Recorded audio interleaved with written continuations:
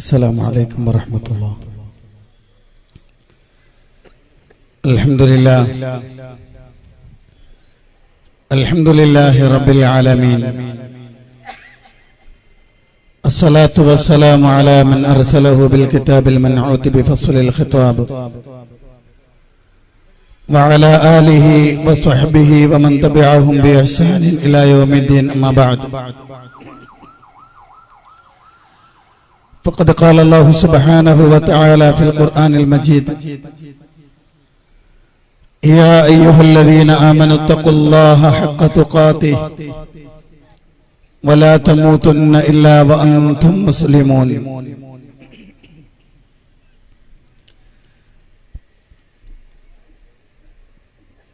വേദിയിലുള്ള പണ്ഡിതന്മാരെ,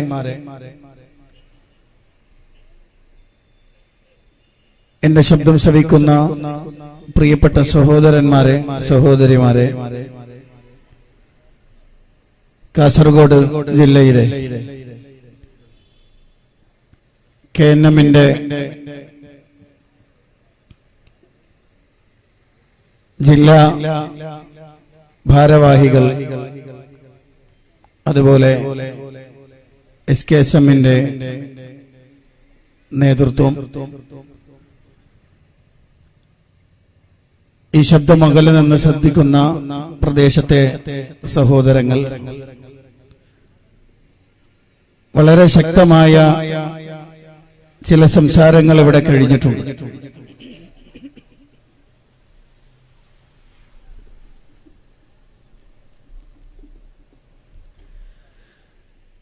ഇനി അതിനോട് അനുബന്ധമായി ചില കാര്യങ്ങൾ കൂടി നിങ്ങളുടെ ശ്രദ്ധയിൽപ്പെടുത്തലാണ് എന്റെ ലക്ഷ്യം.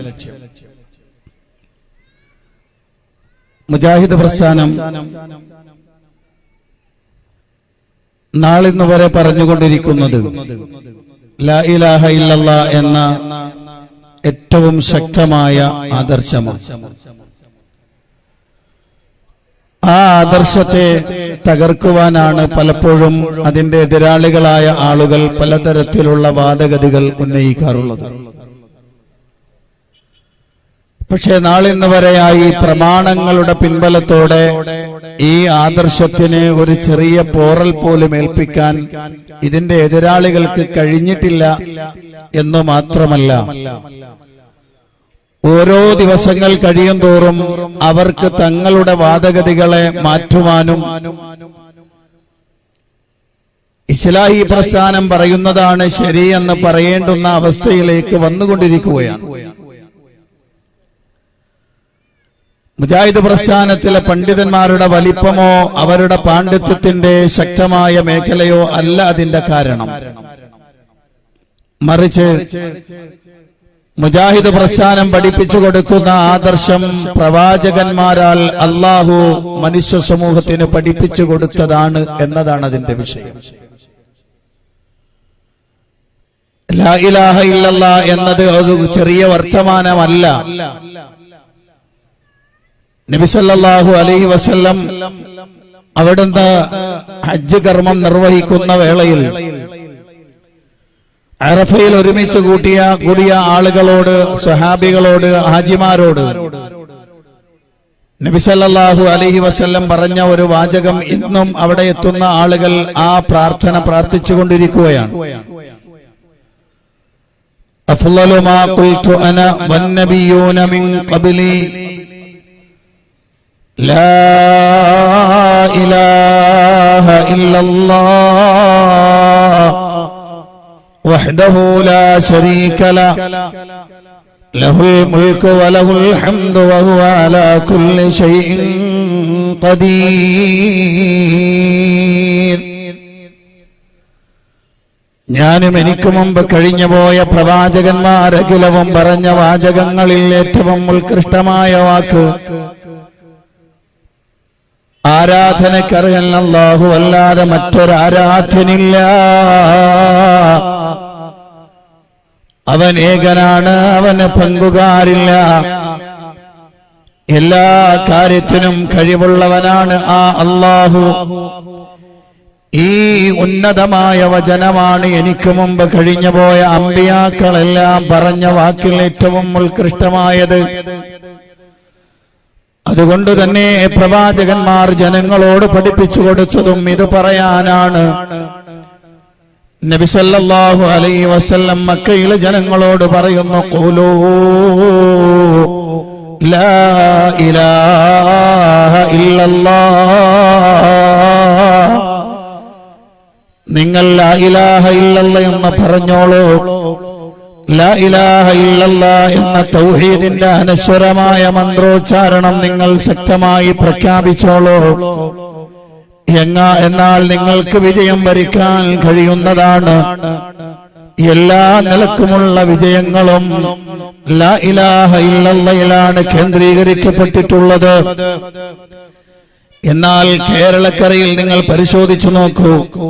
സ്വഹാബത്തിന്റെ കാലഘട്ടം മുതൽ കഴിഞ്ഞു വന്ന ഈ കേരളത്തിൽ ഈ ലാ ഇലാഹ ഇല്ലല്ലാഹയാണ് ജനങ്ങൾക്ക് പഠിപ്പിച്ചു കൊടുത്തതെങ്കിൽ കാലങ്ങളേറെ കഴിഞ്ഞപ്പോൾ മുസ്ലിം സമുദായത്തിന് എല്ലാ കാലഘട്ടത്തിലും ഉണ്ടാകുന്ന തരത്തിലുള്ള വ്യതിയാനം ഈ സമൂഹത്തിലേക്കും കടന്നു വരാൻ തുടങ്ങി.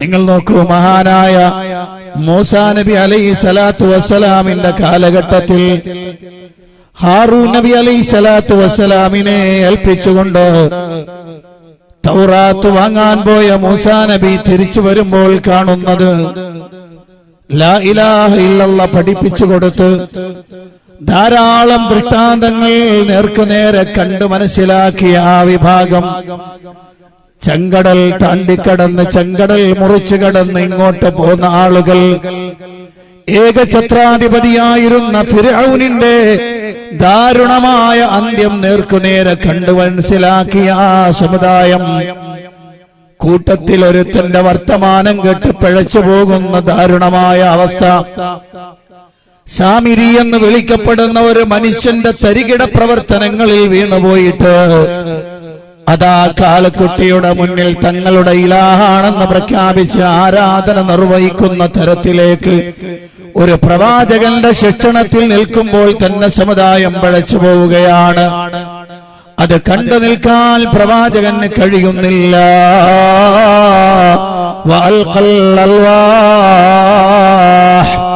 മൂസാ നബി തന്റെ കയ്യിലിരുന്ന തൗറാത്തിന്റെ ഫലകമെറിഞ്ഞു കളയുകയാണ്.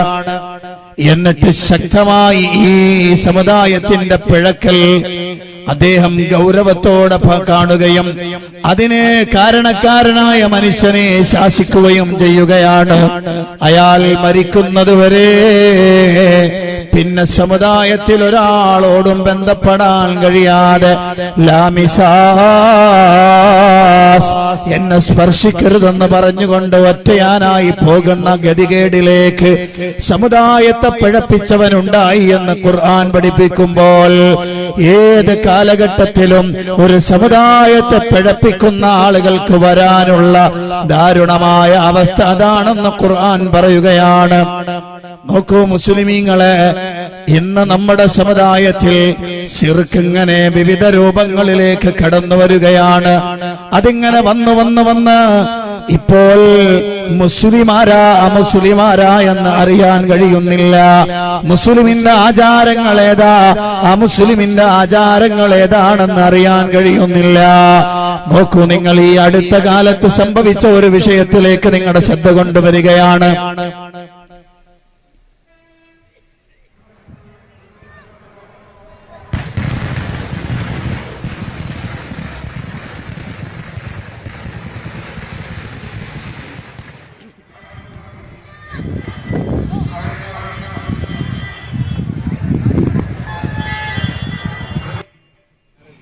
വെടിക്കാരന്റെ പ്രത്യേക ശ്രദ്ധയ്ക്ക് കമ്മുട്ടിക്കാക്കയുടെ ദത്തുപുത്രൻ കോലുബാവ, ഒരുപാട് കാലങ്ങളായി കല്യാണം നടക്കാത്ത കോലുബാവയുടെ കല്യാണം നടക്കുന്നതിലേക്കായി 2 വെടി. അവിടെ നിൽക്കട്ടെ, ഞാൻ പറയാം. നിങ്ങൾ നോക്കൂ, ഈ സംഭവം എവിടെയാണ്? കേരളത്തിലെ ഒരു ദർഗയുമായി കേന്ദ്രീകരിച്ചു നടന്ന ദർഗയുടെ നേർച്ച പൂരം, അതിന്റെ ആ സന്ദർഭത്തിൽ നടന്ന വെടിയുടെ ഒച്ചയാണ് നിങ്ങൾ കേട്ടത്. ആ ആളുകൾ നിൽക്കുന്ന സ്ഥലം എവിടെയാണ്? ആ ആളുകൾ നിൽക്കുന്നത് ആ നാട്ടിലെ പൊതു ഖബർസ്ഥാനിലാണ്. എന്ന് പറഞ്ഞാൽ പൊതു ഖബർസ്ഥാൻ എന്ന് പറഞ്ഞാൽ ആ ഖബറിന്റെ അവിടെയാണ് ആ പ്രദേശത്തെ നാട്ടുകാരെ, നമ്മുടെ കുടുംബക്കാരെ, അതുപോലെ ബന്ധുമിത്രാദികളെ, നാട്ടിലെ പ്രധാനപ്പെട്ട ആളുകളെയൊക്കെ മറമാടുന്ന ഖബർസ്ഥാനാണ്. ആ ഖബർസ്ഥാനിലേക്ക് കയറുമ്പോൾ പരലോകത്തെക്കുറിച്ചുള്ള ഓർമ്മയുണ്ടാക്കാൻ വേണ്ടി ആ ഖബറാളികൾക്ക് വേണ്ടി പ്രാർത്ഥിക്കുകയും തങ്ങൾക്ക് വേണ്ടി പ്രാർത്ഥിക്കുകയും വേണമെന്ന് നബി സല്ലല്ലാഹു അലൈഹി വസല്ലം പഠിപ്പിക്കുകയാണ്. ആ ഖബർസ്ഥാനിലാണ് ആണും പെണ്ണും കൂടി കയറി ഇറങ്ങി നടക്കുന്നു.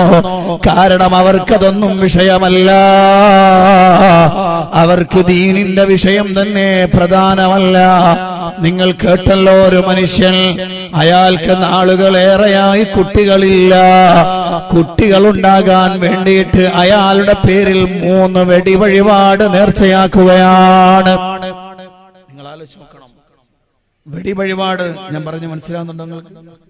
വെടി വഴിപാട് എന്ന് പറഞ്ഞാൽ സാധാരണ മുസ്ലിം സഹോദരങ്ങൾ അവരുടെ ക്ഷേത്രങ്ങളുമായി ബന്ധപ്പെടുത്തി നടത്തുന്ന ഒരു വഴിപാടാണ്, നേർച്ചയാണ്. ആ നേർച്ച, ആ വഴിപാട് അവരുടെ ഉദ്ദേശ്യകാര്യ ലാഭത്തിനു വേണ്ടി 1 വെടി, 2 വെടി, അങ്ങനെ 3 വെടി, അങ്ങനെ വെടി വഴിപാടുകൾ നേരാറുണ്ട്. അത് അവരുടെ മതമാണ്. ആ മതത്തിന്റെ പ്രവർത്തനങ്ങളെ നമ്മൾ മാനിക്കുന്നു. കാരണം അതവരുടെ ആശയവും അവരുടെ ആചാരവും അവരുടെ അനുഷ്ഠാനങ്ങളുമാണ്. പക്ഷേ പരിശുദ്ധ ഇസ്ലാമിൽ അങ്ങനെ ഒരു ആചാരമില്ല, അങ്ങനെ ഒരു പ്രവർത്തനം ഇസ്ലാമിലില്ല. മുസ്ലിം സമുദായം അതാ മാറി മാറി മാറി ഇപ്പോൾ എവിടെ എത്തിയിരിക്കുന്നു നിങ്ങൾ തുടർന്ന് കാണൂ. അതുപോലെ തന്നെ തൃത്താല നിസാറിന്റെ ഊരവേദന മാറിക്കിട്ടുന്നതിലേക്കായി 1 വെടി, തൃത്താല നിസാറിന്റെ ഊരവേദന മാറിക്കിട്ടുന്നതിലേക്കായി 1 വെടി, മൊത്തം 3 വെടി ഉടനെ പൊട്ടേണ്ടതാണ്. കണ്ടോ? ഊരവേദന മാറാനും കുട്ടികൾ ഉണ്ടാകാനും വേണ്ടി ദർഗയിലേക്ക് വെടി വഴിപാട് നേർച്ചയാക്കുകയാണ്. അത് പരസ്യമായി വിളിച്ചു പറയുന്നു. എന്റെ ശബ്ദം കേൾക്കുന്ന പ്രിയപ്പെട്ട മുസ്ലിം സഹോദരന്മാരോട് പറയട്ടെ, ഇതാണോ മുസ്ലിമീങ്ങളെ നമ്മൾക്ക് അല്ലാഹുവിന്റെ ഹബീബ് പഠിപ്പിച്ചു തന്ന പരിശുദ്ധ ഖുർആനിലൂടെ, പ്രവാചകൻ ജീവിച്ചു കാണിച്ചു തന്ന അവിടുത്തെ ചര്യയിലൂടെ നമ്മളെ പഠിപ്പിച്ചു തന്ന ദീൻ ഇതാണോ? ഇതാണോ ലാ ഇലാഹ ഇല്ലല്ലാഹ്? ഈ ആദർശമായിരുന്നോ മുൻഗാമികൾ നമുക്ക് കൈമാറി വന്നത്? അല്ല, അല്ല. ആ ആദർശം എവിടെയോ നശിപ്പിക്കപ്പെട്ടിരിക്കുകയാണ്. ഇന്നതാ മുസ്ലിം സമുദായത്തിന്റെ ഐഡന്റിറ്റി തന്നെ പോവുകയാണ്. ഇനി നിന്റെ പ്രിയപ്പെട്ടവരെ നിങ്ങളൊന്ന് ശ്രദ്ധിച്ചോളൂ. അടുത്ത ഒരു കാര്യം കൂടി.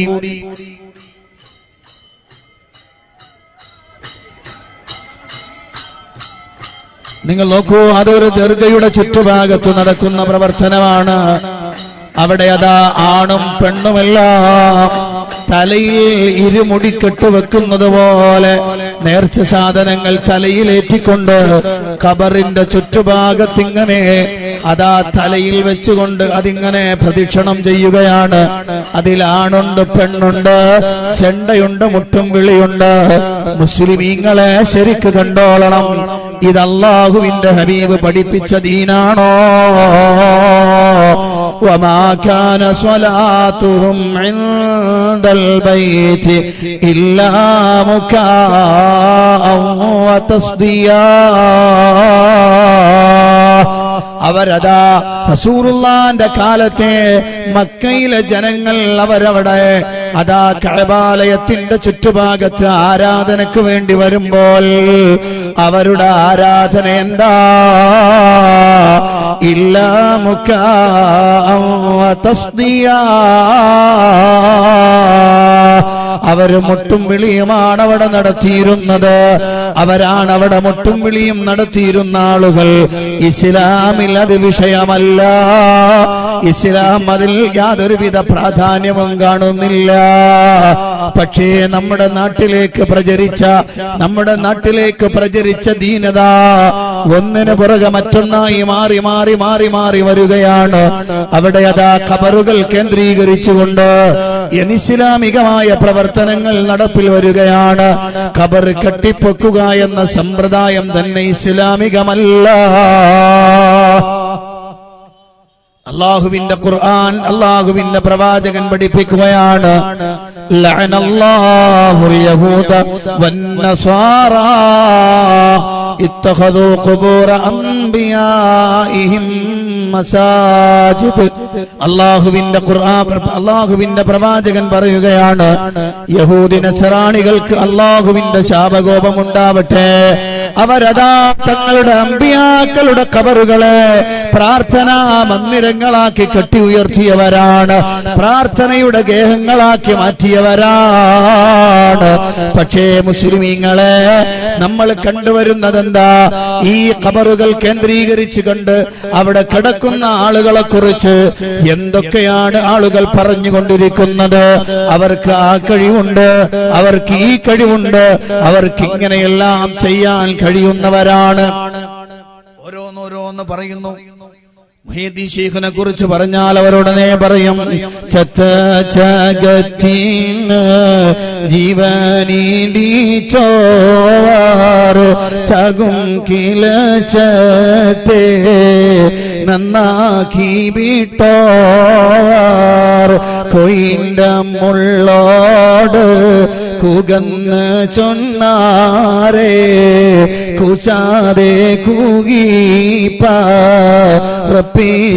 വിട്ടോർ ഇരുന്ന ഇരുപ്പീനെ ആകാശം കണ്ടോർ എറും മലക്കൂത്തിൽ രാജാളിയോർ. മഹാനായ മുഹീദ്ദീൻ ശൈഖ് റഹിമഹുള്ളാഹില്ലാത്ത 100 കണക്കിന് വിഷയങ്ങൾ അദ്ദേഹത്തിന് ചേർത്തു കൊടുത്തുകൊണ്ട് പിൽക്കാലത്ത് ഓരോരുത്തരും ഓരോന്നും ഇങ്ങനെ തട്ടിവിടുന്നത് ശൈഖ് അവറുകളെ വിളിച്ച് തേടിയാൽ ഉടനടി തന്നെ പരിഹാരം കിട്ടുമെന്നാണ്. ഏത് പ്രശ്നങ്ങൾക്കും മഹാന്മാരെ സമീപിച്ചാൽ മതി. റിഫായി ശൈഖ് പറഞ്ഞതെന്താ? അപ്പോൾ റിഫായിക്കാരുടനെ പറയുകയാണ്, അതേ ആലം 18 കാൽ ഒന്നീനിട പോരാ എന്ന് മൊഴിന്തോർ. ആലം 18,000 എന്റെ കയ്യിലാണ്. ആലം 18,000-ന്റെയും എല്ലാ പ്രവർത്തനങ്ങളും അതെന്റെ കയ്യിൽ ഏൽപ്പിച്ചിരിക്കുകയാണ്. ഇങ്ങനെ മഹാന്മാരായ ആളുകൾക്കാണ് എല്ലാ കഴിവുമുണ്ടെന്ന്, എല്ലാം ചെയ്യാൻ കഴിയുമെന്ന് ഇവർ വിശ്വസിക്കുകയാണ്. ഓരോരുത്തരും അങ്ങനെ തള്ളാൻ തുടങ്ങിയപ്പോ അടുത്ത കാലത്തൊരു മുസ്ലിയാരുടെ തള്ള ആളുകൾ കയ്യോടെ പിടികൂടി. നേരത്തെ മുജാഹിദുകൾ പിടികൂടി വന്ന് ഇപ്പോ ആരെക്കുറിച്ചാണോ പറയപ്പെടുന്നത് അതേ വിഭാഗത്തിൽ നിന്ന് തന്നെ അത് ശരിയല്ല എന്ന് പറയാൻ തുടങ്ങി. നിങ്ങൾക്ക് ആ തള്ളൊന്ന് കേൾക്കാം, എന്നിട്ട് ഇനി 2-3 തള്ളുകൾ കേൾക്കാം നമുക്ക് ഇൻഷാ അല്ലാഹ്. കേട്ടോളി. മുസ്ലിം സമുദായത്തിലേക്ക് കടന്നു വന്ന വിഷയങ്ങൾ. പൂവനല്ലോ എന്ത് ചന്തമേ പൊത്തിപ്പൊറുക്കി പാറിപ്പിച്ച കൗസുല്ലമേ. അതല്ല മട്ടം. നമ്മൾ ചത്തിനെ ജീവിപ്പിക്കൊന്നും വേണ്ട. നീച്ചെടുക്കണ കോഴിയോട് കോയാനൊക്കെ ചത്തു പോവത്. നമ്മളെ നാവ് എല്ലോ സ്വല്പം കാട്ടി ബസാ. നമ്മളാ ഓലൊക്കെ വിലയിരുത്താൻ പോണത്. ഞങ്ങൾ ചിന്തിക്കുക അങ്ങനെയല്ലേ ഉള്ളൂ. ചരിത്രത്തിൽ അങ്ങനെയുള്ളൂ. ഇവിടെ നിങ്ങൾ നോക്കി, ഇനി വേണ്ട ഒന്നും വേണ്ട. നമ്മളെ പാണക്കാട് സയ്യിദ് ഉമർ അലി ശബ്ദങ്ങൾ അറിയുന്നത് അതും അറിയില്ലേ? പിന്നെന്താ അവിടെ കണ്ണൂട്ട് ആരെന്നല്ല അറിയാമല്ലോ. ഇവിടുത്തെ അല്ലങ്ങൾ കേക്കി. നമ്മളെന്റെ ഒരു ചങ്ങായുണ്ട് പട്ടർകടവ്. ഒരു വിഷയം പെട്ടെന്ന് പറഞ്ഞുതരാം. ഫ്ലാഷ് ന്യൂസ് ആയിട്ട്. പട്ടർകടവ് ഒരു ജബ്ബാർ ഫൈസി എന്ന് പറഞ്ഞ ഒരാളുണ്ട്. പട്ടർക്കാട് ജബ്ബാർ ഫൈസി. അദ്ദേഹം കാസർഗോഡ് ഉദുമിയിൽ ദർസ് നടത്തുക. അവിടെ വെച്ച് അസുഖമായി ഹോസ്പിറ്റലിൽ കൊണ്ടുപോയി അവിടുന്ന് മരിച്ചപ്പോ ഒരു നാട്ടിൽ നിന്ന് മറ്റൊരു നാട്ടിലേക്ക് ജനാസ മയ്യത്ത് നഖൽ ചെയ്യണമെങ്കിൽ അവിടെ നിസ്കാരം നിർവഹിക്കണം. അപ്പൊ കുളിപ്പിച്ചിട്ട് അവിടെ നിസ്കാരം കഴിഞ്ഞ് ആംബുലൻസില് കാസർഗോഡ് ജില്ല വിട്ട്, കണ്ണൂർ ജില്ല വിട്ട്, കോഴിക്കോട് ജില്ല വിട്ട്, മലപ്പുറം ജില്ലക്ക് പട്ടണത്തുക കൊണ്ടുവരുന്നത്. അപ്പൊ മയ്യത്ത് കൊണ്ടുവരുമ്പോ അവിടെ ഖബറൊക്കെ കുഴിച്ചു വെച്ചിട്ടുണ്ട്. വീട്ടിൽ കുറച്ചാൾക്കാർക്ക് മയ്യത്ത് കാണാനുള്ള ഒരു സൗകര്യം, പിന്നെ കൂടുതൽ വെക്കൂല എന്നും പറഞ്ഞു. അപ്പോ ഈ ജബ്ബാർ ഫൈസിന്റെ വാപ്പ എല്ലാ കാര്യം പാണക്കാട്ടൊന്നും പോയി പറഞ്ഞ ആളാ. പാണക്കാട്ടൊന്നും പോയി പറയും സക്കാരും കല്യാണം മരിപ്പൊക്കെ. അപ്പൊ നേരെ ആംബുലൻസ് അങ്ങോട്ട് വിടാൻ പറഞ്ഞു, പാണക്കാട്ടിൽ 100 മൈൽ. അങ്ങനെ സാധാരണ പാണക്കാട്ടിൽ നിന്നിട്ട് ആംബുലൻസ് വരാറില്ല. ആൾക്കാർ വന്ന് കണ്ട് പറഞ്ഞ പോലെ ആംബുലൻസ് വന്നപ്പോ മുത്തുമോനെ ഉമ്മനെ തങ്ങള് പുറത്തിറങ്ങി ഓടി വന്നു. അപ്പത്തേക്ക് ആംബുലൻസിന്റെ ഡോർ തുറന്ന് ഈ പിന്നെ ജബ്ബാർ ഫൈസിന്റെ വാപ്പ തങ്ങൾ വാപ്പ എന്റെ മോൻ മരിച്ചല്ലോ അങ്ങനെ സങ്കടപ്പെട്ട് കരഞ്ഞ്. അപ്പൊ ഉമർ തങ്ങൾ പറഞ്ഞു ഡോർ തുറക്ക്. ആംബുലൻസിന്റെ ഡോർ തുറന്നു. തങ്ങൾ ആ കഫമ്പൂടെയൊക്കെ ഒന്നിങ്ങനെ മുഖം മാറ്റിയിട്ട് ഒന്നിങ്ങനെ നോക്കിയിട്ട് അകത്ത് പോടിയിട്ട് ഒരു 2-3 ഇല കൊണ്ടുവന്നു. ഇല കൊണ്ടുവന്നിട്ട് എന്തൊക്കെയോ മന്ത്രിച്ചിട്ട് ഈ ജബ്ബാർ ഫൈസിന്റെ 2 കണ്ണിലും മൂക്കിലും വായിലും ഒറ്റിച്ചു. ഈ ഇലന്റെ നീരൊട്ടിച്ചു. നീച്ചനാണ് സുബ്ഹാന ജല്ല ജലാലു. ആംബുലൻസിൽ കഫംപുട പൊട്ടിച്ചിട്ട് ജബ്ബാർ ഫൈസി എണീറ്റിരുന്നു. കഫൻകുട നേരത്തെ ഉമർ അലി ശിഹാബ് തങ്ങൾ അയച്ചതല്ലേ, പിന്നെ എങ്ങനെ പൊട്ടിക്കുക? നേരത്തെ അയച്ചതല്ലേ പറഞ്ഞത്. ആ കഫൻകുട അഴിച്ചിട്ടാണ് ഉമർ അലി ശിഹാബ് തങ്ങൾ നോക്കിയെന്നാണ്. സുബ്ഹാന റബ്ബി, നിങ്ങൾ ആലോചിക്കണേ, ഈ മുസ്ലിയാക്കന്മാര് കളവ് പറയുന്ന എത്ര ആധികാരികമായിട്ടാണ് സനത് സഹിതം കളവ് പറയാന്നാ പറയുന്നതിന്. സനത് സഹിതം കളവ് പറയാ, നാട് പറയാ, ആളുടെ പേര് പറയാ, സംഗതി പറയാ, പറയുന്നത് പച്ച നുണയും. മനസ്സിലായില്ലേ? ഉമർ അലി ശിഹാബ് തങ്ങൾ വിളിച്ചു കേട്ടോ.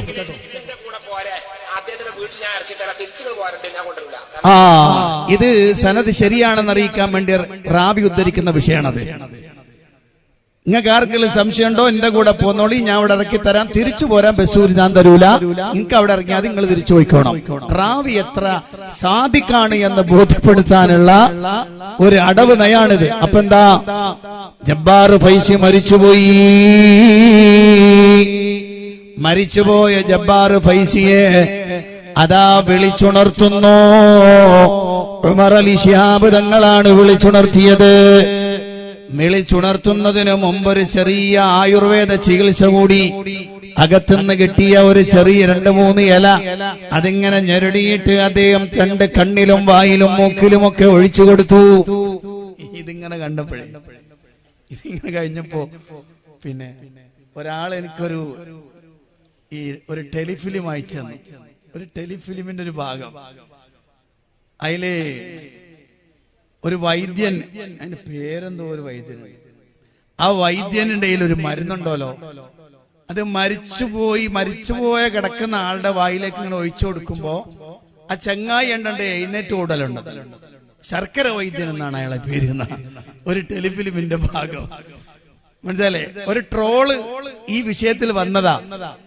അപ്പൊ ശരിക്ക് ഉമർ അലി ശിഹാബ് തങ്ങളെ കളിയാക്കുന്നതിന് തുല്യമായതുകൊണ്ടാണ് ഞാനത് ഇവിടെ പിന്നെ ഇടാത്തത്. കാരണം ആ ട്രോൾ ചെയ്ത് മുസ്ലിയാരെയാണെങ്കിലും പക്ഷെ അത് ഉമർ അലി ശിഹാബ് തങ്ങൾക്കാണ് കൊള്ളുന്നത് എന്നതുകൊണ്ട് അദ്ദേഹത്തിന്റെ ഈ പേരിൽ ഇല്ലാത്തൊരു സംഗതി പറഞ്ഞു പ്രചരിപ്പിച്ച ഇത്തരം ആളുകൾക്കല്ലേ അത് കൊള്ളേണ്ടത്, മറ്റവർക്ക് അത് കൊള്ളാൻ പാടില്ലല്ലോ എന്നതുകൊണ്ടാണ് ഞാനത് പറയാത്തത്. ശരിക്കും പറഞ്ഞാല് ഇവർ ആധികാരികമായി കളവ് പറയുന്നവരാണ് എന്നതിന്റെ തെളിവാണിത്.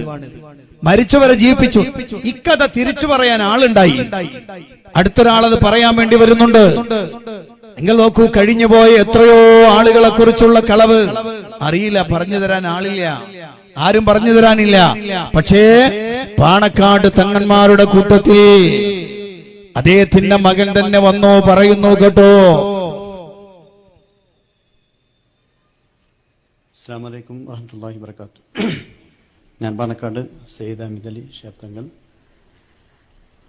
ഞങ്ങളുടെ വന്യപിതാവ് പള്ളി ഉമർ അലി ശിഹാബ് തങ്ങളെ കുറിച്ച് ജബ്ബാർ ഫൈസി എന്ന വ്യക്തിയെ പറ്റിയുള്ള ഒരു ഇല്ലാത്ത കറാമത്ത് പ്രചരിപ്പിക്കുന്നതായി മനസ്സിലാക്കാൻ സാധിച്ചു. ഞാൻ അതിനെപ്പറ്റി അന്വേഷിച്ചിരുന്നു. ഇങ്ങനെ മരിച്ചു എന്ന് കരുതിയ ഒരാളെ വിളിച്ചെടുത്ത സംഭവം ഇല്ല. അതാരും പ്രചരിപ്പിക്കുകയോ ശ്രമിക്കുകയോ ചെയ്യരുത്. അദ്ദേഹം രോഗബാധിതനായി 2-3 മാസം വ്യത്യാസ നിലയിലായിരുന്നു എന്ന് അറിയാൻ സാധിച്ചു. രോഗം എന്തെന്ന് അറിയാൻ കഴിയാതെ ഉണ്ടായിരുന്നു. ആ സമയത്ത് പിതാവിൻ്റെ അടുത്ത് വന്ന് ചികിത്സിച്ചിട്ടുണ്ടാവാം. അല്ലാതെ അവിടെ ഖബർ വയ്ക്കുകയോ മരിച്ചുവെന്ന് പ്രചരിപ്പിക്കപ്പെടുകയോ ചെയ്തിട്ടില്ല എന്നാണ് അന്വേഷണത്തിൽ അറിയാൻ സാധിച്ചത്. അതുകൊണ്ട് ഇത്തരത്തിലുള്ള വ്യാജ പ്രചരണങ്ങൾ നടത്തി വ്യാജ കറാമത്തുകൾ ഉണ്ടാക്കരുതെന്ന് അഭ്യർത്ഥിക്കുകയാണ്. അല്ലാഹു നമ്മുടെ പ്രവർത്തനം വിജയിപ്പിക്കുമാറാവട്ടെ. തങ്ങളുടെ വർത്തമാനത്തിലെ ഗൗരവതരമായ ഒരു വാക്കുണ്ട്. എന്താ അറിയോ? ഇല്ലാത്ത കറാമത്തുകൾ നിങ്ങൾ ഉണ്ടാക്കരുത് കേട്ടോ. ഇത് കേരളത്തിലെ സമസ്തക്കാർക്ക് മുഴുവനുമുള്ള പാണക്കാട്ട് തങ്ങളുടെ നിർദ്ദേശമായി നമുക്ക് പറയാവുന്നതാണ്. ഇല്ലാത്ത കറാമത്തുകൾ എത്രയാ! ഓരോന്നിനെ കുറിച്ചും ഓരോരോ കറാമത്തുകൾ പറയുന്നു. ഇന്ന് ഏറ്റവും വലിയ കറാമത്തിന്റെ ഉടമ ആരാണെന്ന് ചോദിച്ചാൽ കേരളത്തിലെ ആളുകൾ പറയും അത് CM മടവൂരാണ്. ഒരു ഉസ്താദ് പ്രസംഗിക്കുന്നത് എന്താണെന്നറിയോ? അമ്പിയാക്കൾക്ക് വന്ന മുഅ്ജിസത്തുകൾ മുഴുവനും ഔലിയാഇന് കറാമത്തായി വരുമ്പോ അതിലതാ CM മടവൂരുണ്ടല്ലോ, അദ്ദേഹത്തിന് എല്ലാം കറാമത്തായി കിട്ടിയിട്ടുണ്ട്. അമ്പിയാക്കൾക്ക് വന്ന മുഅ്ജിസത്ത് അതാ CM മടവൂരിന് കറാമത്തായി കിട്ടിയിട്ടുണ്ട് എന്നിങ്ങനെ പറഞ്ഞു പ്രചരിപ്പിക്കുന്നു. ഇങ്ങനെ ഓരോരോ കറാമത്തുകൾ ഓരോരുത്തരും ഇഷ്ടമുള്ളതുപോലെ പറഞ്ഞുകൊണ്ടിരിക്കുകയാണ്. എന്തിനാണ് ഇവരിത് പറയുന്നത് എന്നറിയുമോ? നേരത്തെ ഞാൻ പറഞ്ഞ പോലെ മരണപ്പെട്ടുപോയ ആളുകളെ വിളിച്ചു തേടാൽ അവര് നിങ്ങളെപ്പോലെയല്ല. അവര് വലിയ വലിയ ആളുകളാണ്, മഹാന്മാരായ ആളുകളാണ്. അവർക്കെല്ലാ കറാമത്തുകളും ഉള്ളവരാണ്. ധാരാളം കഴിവുകൾ അവർക്ക് കിട്ടിയിട്ടുണ്ട്. നിങ്ങൾക്ക് സങ്കല്പിക്കാൻ പോലും കഴിയാത്ത പ്രവർത്തനങ്ങളാണ് അവർക്കുള്ളതെന്ന് വരുത്തി തീർക്കാനുള്ള പ്രവർത്തനമാണ്. നോക്കൂ, നമ്മുടെ പ്രവാചകൻ സല്ലല്ലാഹു അലൈഹി വസല്ലമയോ അവിടുന്നതാ ദീന് പഠിപ്പിച്ചു കൊടുക്കാൻ വന്ന പ്രവാചകനാണ്. ജീവിതത്തിൽ എല്ലാ മേഖലകളിലും അള്ളാഹുവിനുള്ള ഇബാദത്തിൽ ഏറ്റവും ശക്തമായി നിലനിന്നയാളാണ്. പക്ഷേ നബി സല്ലല്ലാഹു അലൈഹി വസല്ലം അവിടുന്നതാ അവിടുത്തേക്ക് ചേർത്തു പറയാത്ത ധാരാളം സംഭവങ്ങളാണ് പിൽക്കാലത്ത് മുസ്ലിയാക്കന്മാർ അവരുടെ ആളുകൾക്ക് വലിയെന്ന് വിളിക്കുന്ന ആളുകളിലേക്ക് ധാരാളമായി എത്തിച്ചു കൊടുക്കുന്നത്. നോക്കൂ നിങ്ങൾ, ഞാൻ പെട്ടെന്ന് പറഞ്ഞു പോവുകയാണ്, വിശദീകരിക്കാനുള്ള സമയമില്ല. ചുരുക്കം ചില കാര്യങ്ങൾ പെട്ടെന്നൊന്ന് പറയുകയാണ്. നോക്കൂ നിങ്ങൾ, ഒരു മുസ്ലിയാർ അദ്ദേഹം അതാ പറഞ്ഞ് എവിടെ എത്തിയെന്ന് ചിന്തിച്ചു നോക്കൂ നിങ്ങൾ.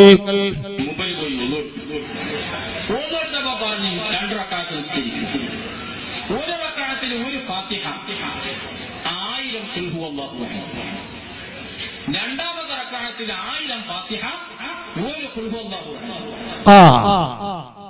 എന്താണ് പറഞ്ഞത്? ഒരാളോട്, ഒരു വലിയനോട്, വലിയ ആരാന്നൊക്കെ നമുക്ക് പിന്നെ പറയാം. ഒരാളോടതാ റസൂലുള്ളാഹിന്റെ കൽപ്പനയാണ് 2 റക്അത്ത് നിസ്കരിക്കണം. ആ 2 റക്അത്തിൽ ആദ്യത്തെ ഒരു റക്അത്തിൽ ഒരു ഫാത്തിഹയും 1000 ഖുൽ ഹുവല്ലാഹു അഹദ് സൂറത്തുൽ ഇഖ്ലാസും, രണ്ടാമത്തെ റക്അത്തിൽ 1000 ഫാത്തിഹയും ഒരു ഖുൽ ഹുവല്ലാഹ്. നിസ്കരിക്കാൻ പറഞ്ഞ നിസ്കാരാണ്. നിങ്ങൾ ആലോചിക്കണേ, ഒരാളോട് പറയാണ് നിങ്ങൾ 2 റക്അത്ത് നിസ്കരിക്കണം, അതിൽ ഒരു ഫാത്തിഹയും 1000 ഖുൽ ഹുവല്ലാഹു അഹദ്. രണ്ടാമത്തെ റക്അത്തിൽ 1000 ഫാത്തിഹയും ഒരു ഖുൽ ഹുവല്ലാഹു അഹദ്. ഇതേതാ മോനെ നിസ്കാരം? ഇതേത് നിസ്കാരാണ്? ഒരാൾ റസൂലുള്ളാഹിനെ സ്വപ്നത്തിൽ കണ്ടു എന്ന് പറഞ്ഞാൽ സ്വഹാബത്ത് പ്രവാചകന്റെ ഹദീസ് ഉദ്ധരിച്ചു തരുന്നു, റസൂലുള്ളാഹിനെ ഒരാൾ സ്വപ്നത്തിൽ കണ്ടാൽ നബിതങ്ങളുടെ ആ ശക്ല ആ രൂപത്തിൽ തന്നെയാണെങ്കിൽ അയാൾ കണ്ടു എന്ന് പറയാം. പക്ഷെ നബി സല്ലല്ലാഹു അലൈഹി വസല്ലമ ആ കാണുന്ന മാത്രയിൽ ഇയാളോട് വല്ല വിഷയവും പറഞ്ഞു കൊടുത്താൽ അത് സ്വീകരിക്കാൻ പറ്റില്ല എന്നാണ് മുജാഹിദ് പ്രസ്ഥാനത്തെ വിമർശിക്കുന്ന ആളുകൾ അവരുടെ പണ്ഡിതന്മാർ തന്നെ രേഖപ്പെടുത്തിയിട്ടുള്ളത്. കാരണം ശറഇൽ അനുവദിക്കപ്പെടാത്ത ഒരു കാര്യം ചെയ്തുകൂടാ. അതിന് അവരുടെ പണ്ഡിതന്മാർ തന്നെ പറഞ്ഞെന്താണെന്നറിയോ, നബിതങ്ങളെ കാണുമ്പോ പിശാച് പിന്നിൽ നിന്നുകൊണ്ട് നബിതങ്ങൾ സംസാരിക്കുന്നത് പോലെ പിശാച് സംസാരിക്കുകയാണ്. റസൂലുള്ളാഹിയുടെ രൂപത്തിന് മാത്രമേ ഗ്യാരണ്ടിയുള്ളൂ, ശബ്ദത്തിന് ഗ്യാരണ്ടിയില്ല എന്ന് അവർ തന്നെ പറയുന്നുണ്ട്. ഇവിടെ നോക്കൂ നിങ്ങൾ, ഒരാൾ റസൂലുള്ളാഹി അദ്ദേഹത്തിനടുത്ത് വന്നു, എന്നിട്ട് അദ്ദേഹത്തോട് പറയാണ്, നിങ്ങൾ ഒരു റക്അത്ത് നിസ്കരിക്കണം, 2 റക്അത്ത് നിസ്കരിക്കണം. ആദ്യത്തെ റക്അത്തിൽ ഒരു ഫാത്തിഹയും 1000 ഖുൽ ഹുവല്ലാഹു അഹദ് ഓതണം. അങ്ങനത്തെ ഒരു നിസ്കാരം നബി സല്ലല്ലാഹു അലൈഹി വസല്ലമ ആർക്കും പഠിപ്പിച്ചു തന്നിട്ടില്ല. സ്വഹാബികൾക്ക് പലതരത്തിലുള്ള സുന്നത്ത് നിസ്കാരങ്ങൾ പഠിപ്പിച്ചു. കിതാബിൽ ധാരാളം കാര്യങ്ങൾ നമുക്ക് കാണാം. എല്ലാ വെറൈറ്റി നിസ്കാരങ്ങളും നബിതങ്ങൾ നിസ്കരിച്ചു കാണുന്നു. പക്ഷെ ഈ ഒരു നിസ്കാരം നബി സല്ലല്ലാഹു അലൈഹി വസല്ലം നിസ്കരിച്ച് കാണിച്ചു തന്നിട്ടില്ല. പക്ഷെ ഇത് അദ്ദേഹത്തിന്റെ ഗ്രേഡ് ഉയർത്താൻ വേണ്ടി ഇവർ അടിച്ചുവിടുന്ന ഒരു പൊള്ളാണ്. കേട്ടോ ബാക്കി ഓരോ പരീക്ഷണങ്ങളാണ്. അങ്ങനെ നിസ്കരിച്ചു. നിസ്കാരം കഴിഞ്ഞിട്ട് പറഞ്ഞു, കണ്ണടക്ക്, 7 ആകാശത്തേക്ക് നോക്കൂ. 7 ആകാശവും കണ്ടുപോയി, മലക്കൂത്തിയായ ലോകം മുഴുവനും കണ്ടു. എല്ലാം കണ്ടപ്പോ പറഞ്ഞു, 7 ഭൂമിയുടെ അടിഭാഗത്തേക്ക് നോക്കി. 7 ഭൂമിയിലുള്ള തല നേരത്തെ ഉയർത്തുക, നേരെ കൂട്ടിപ്പിടിക്കാൻ പറഞ്ഞു. ഇനി കണ്ണടച്ചിട്ട് 7 ആകാശ ഭൂമിയുടെ ഉള്ളിൽ ഒന്നാകെ നോക്കൂ. അത് നോക്കി. എല്ലാം കണ്ടപ്പോ എന്തെല്ലാം കണ്ടു കണ്ടതൊക്കെ പറഞ്ഞു.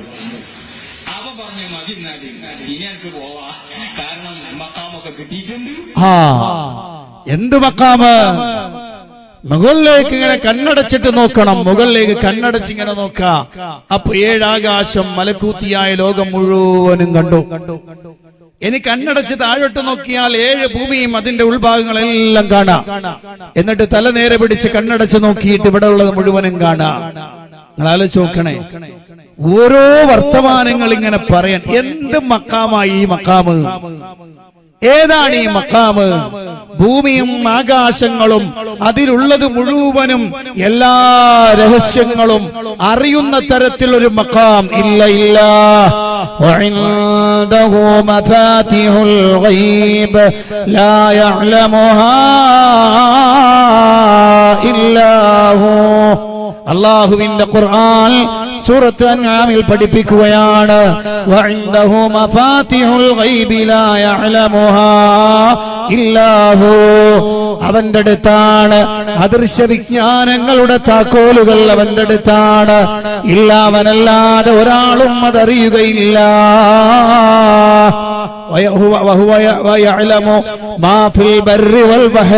സമുദ്രത്തിലും കരയിലുമുള്ളത് അവനറിയുകയാണ്. അങ്ങനെയെല്ലാം അല്ലാഹു സുബ്ഹാനഹു വ തആലയാണ് അറിയുന്നത്. വേറൊരാൾക്കും അതൊന്നും അറിയാൻ കഴിയില്ല. അദ്ദേഹം പറയും മക്കാം ഏതാണെന്നറിയോ? ഇതെല്ലാം മനസ്സിലാക്കി കൊടുത്തൊരു മക്കാം. എല്ലാം കണ്ടു, എല്ലാത്തിന്റെയും ഗൗരവതരമായ രഹസ്യങ്ങളൊക്കെ അറിഞ്ഞു. ഇനി പോയിക്കോളി, മക്കാമൊക്കെ കിട്ടിയിരിക്കണ്. ഇനി പോകാം. എങ്ങോട്ട്? ഇന്ത്യയിലേക്ക് പോകാം. സമ്മതം കൊടുത്തു. മഹാനവരുടെ സമ്മതത്തോടെ ഇന്ത്യയിൽ വന്നുകൊണ്ടാണ്, അതാണ് നേരത്തെ തങ്ങള് പറഞ്ഞത്, ലക്ഷക്കണക്കിന് മഹാന്മാരാകുന്ന ആത്മീയ ഗുരുക്കളെ വാർത്തെടുക്കാൻ ഹാജ മൊയ്നുദ്ദീനും സഞ്ചരി തങ്ങൾക്ക് കഴിഞ്ഞു. മഹാനവരുടെ ചരിത്രത്തിൽ കാണാം, ഇബ്രാഹിമുൽ ഖന്ദൂസി എന്ന മഹാനവറുകളുമായി ബന്ധപ്പെട്ട അന്ന് മുതൽ ഹാജ തങ്ങൾ 96 വയസ്സിൽ വഫാത്താകുന്നു. അതുവരേക്കും ഹാജ തങ്ങൾ ഒരൊറ്റ ദിവസവും രാത്രി ഉറങ്ങിയിട്ടില്ല. ഒരൊറ്റ ദിവസവും രാത്രി ഉറങ്ങിയിട്ടില്ല. 24 മണിക്കൂർ 20 ഉറങ്ങുന്ന ഞാനും നിങ്ങളുമാണ് വാസ്തവത്തിൽ ഇപ്പൊ ശേഖാവുന്നത്. നടക്കോ? ഉറങ്ങുന്ന ശേഖരൻ അതിന്റെ അർത്ഥം അങ്ങനെ ഇറങ്ങാൻ നമുക്ക് കിട്ടും. ഇൻഷാ അല്ലാഹ് അത് ഞാൻ ഉഷാറാക്കാൻ കാണും. ഇങ്ങനല്ല, 17 വയസ്സ് മുതൽ ഇബ്രാഹിമുൽ ഖന്ദൂസിനെ കണ്ടത് മുതൽ 96 വയസ്സ് വരെ ഒരൊറ്റ ദിവസവും ഉറങ്ങിയിട്ടില്ല. പകലോ നോമ്പല്ലാത്ത ദിവസങ്ങളിലും മുഴുവനും നോമ്പാണ്. 17 വയസ്സ് മുതൽക്ക് മുഴുവനും നോമ്പാണ്. അതാ ഞാൻ പറഞ്ഞത്, ഇത് മതമല്ല. എന്താണ് ആ പറഞ്ഞത് പ്രിയപ്പെട്ടവരെ? 17ാമത്തെ വയസ്സു മുതൽ അദ്ദേഹം മരണപ്പെടുന്ന 96ാമത്തെ വയസ്സുവരെ ഖാജാ മുഈനുദ്ദീൻ ചിശ്തി എന്ന് വിളിക്കപ്പെടുന്നയാൾ അദ്ദേഹം ഉറങ്ങിയിട്ടില്ല. രാത്രിയിൽ ഒരൊറ്റ നേരവും അദ്ദേഹം ഉറങ്ങിയിട്ടില്ല. പകലാണെങ്കിലോ ഹറാമല്ലാത്ത എല്ലാ ദിവസവും അദ്ദേഹം നോമ്പെടുക്കുകയാണ്. പ്രിയപ്പെട്ടവരെ, ഇത് അദ്ദേഹത്തെ കുറിച്ച് പുകഴ്ത്തി പറയാനാണ് പറഞ്ഞതെങ്കിൽ ഞാൻ പറയുന്നു, അദ്ദേഹം റസൂലുള്ളാന്റെ സുന്നത്തിൽ സ്വീകരിക്കപ്പെടുന്നയാളല്ല. എന്താണതിന് കാരണം? നബി സല്ലല്ലാഹു അലൈഹി വസല്ലം പഠിപ്പിച്ചതെന്താ?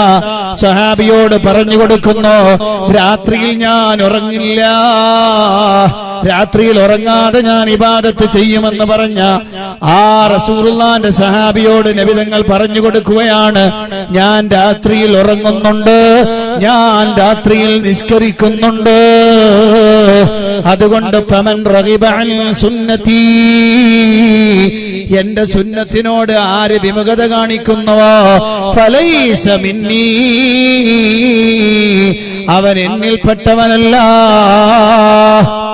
ഇനി പകലിലെ നോമ്പിനെ കുറിച്ച് നബി തങ്ങൾ പറഞ്ഞതോ, ഏറ്റവും അഫ്ളലായ നോമ്പ് അതതാ ദാവൂദ് നബി അലൈഹിസ്സലാത്തു വസ്സലാമിന്റെ നോമ്പാണ്. അതൊരു ദിവസം നോമ്പാണെങ്കിൽ അടുത്ത ദിവസം അദ്ദേഹം റസൂലുള്ളാഹി പറയുന്നു നോമ്പൊഴിവാക്കും. ഇങ്ങനെ നോമ്പ് പിടിക്കുകയും ഒഴിവാക്കുകയും ചെയ്യലാണ്. എല്ലാ ദിവസവും നോമ്പെടുക്കുക എന്നത് നബി തങ്ങളുടെ ചര്യയല്ല. ഇത് ഖാജാ മുഈനുദ്ദീൻ ചിശ്തിയെ കുറിച്ച് പൊക്കി പറയാൻ വേണ്ടിയാണ്, അദ്ദേഹത്തിന്റെ വലിയ കറാമത്തെന്ന് പറയാൻ വേണ്ടിയാണ് 17ാമത്തെ വയസ്സ് മുതൽ 96ാമത്തെ വയസ്സ് വരെ രാത്രി ഉറങ്ങിയില്ല. ഈ പറയപ്പെടുന്നത് ഇസ്ലാമികമായ വിഷയമല്ല. നിങ്ങൾ ആലോചിച്ച് നോക്കണേ, ഓരോരുത്തരും അതിങ്ങനെ പറയാൻ. ഇനി നിങ്ങൾ നോക്കൂ, ഞാൻ എന്റെ കൂട്ടത്തിൽ ഒരാളെ കൂടി കേൾപ്പിക്കാം. ഇതാരാ? ഈ ഏരിയയിലൊക്കെ പലപ്പോഴും പ്രസംഗിക്കാൻ വരുന്ന ഒരാളാണ്. കേട്ടോളൂ. ഖബർ വ്യവസായം കൊഴിപ്പിച്ച് കീശ നിറയ്ക്കാൻ മെനക്കിടുന്ന മുസ്ലിയാക്കന്മാർ ദീനിന് നിരക്കാത്ത കള്ളക്കഥകൾ പ്രചരിപ്പിച്ചുകൊണ്ട് സ്വന്തം ഇതൊരു ചരിത്ര സത്യമാ സഹോദരങ്ങളെ നമ്മൾ പഠിക്കണം. 90 ലക്ഷം ജനങ്ങളാണ് അതിന്റെ എഴുതിയിരിക്കുന്നത്.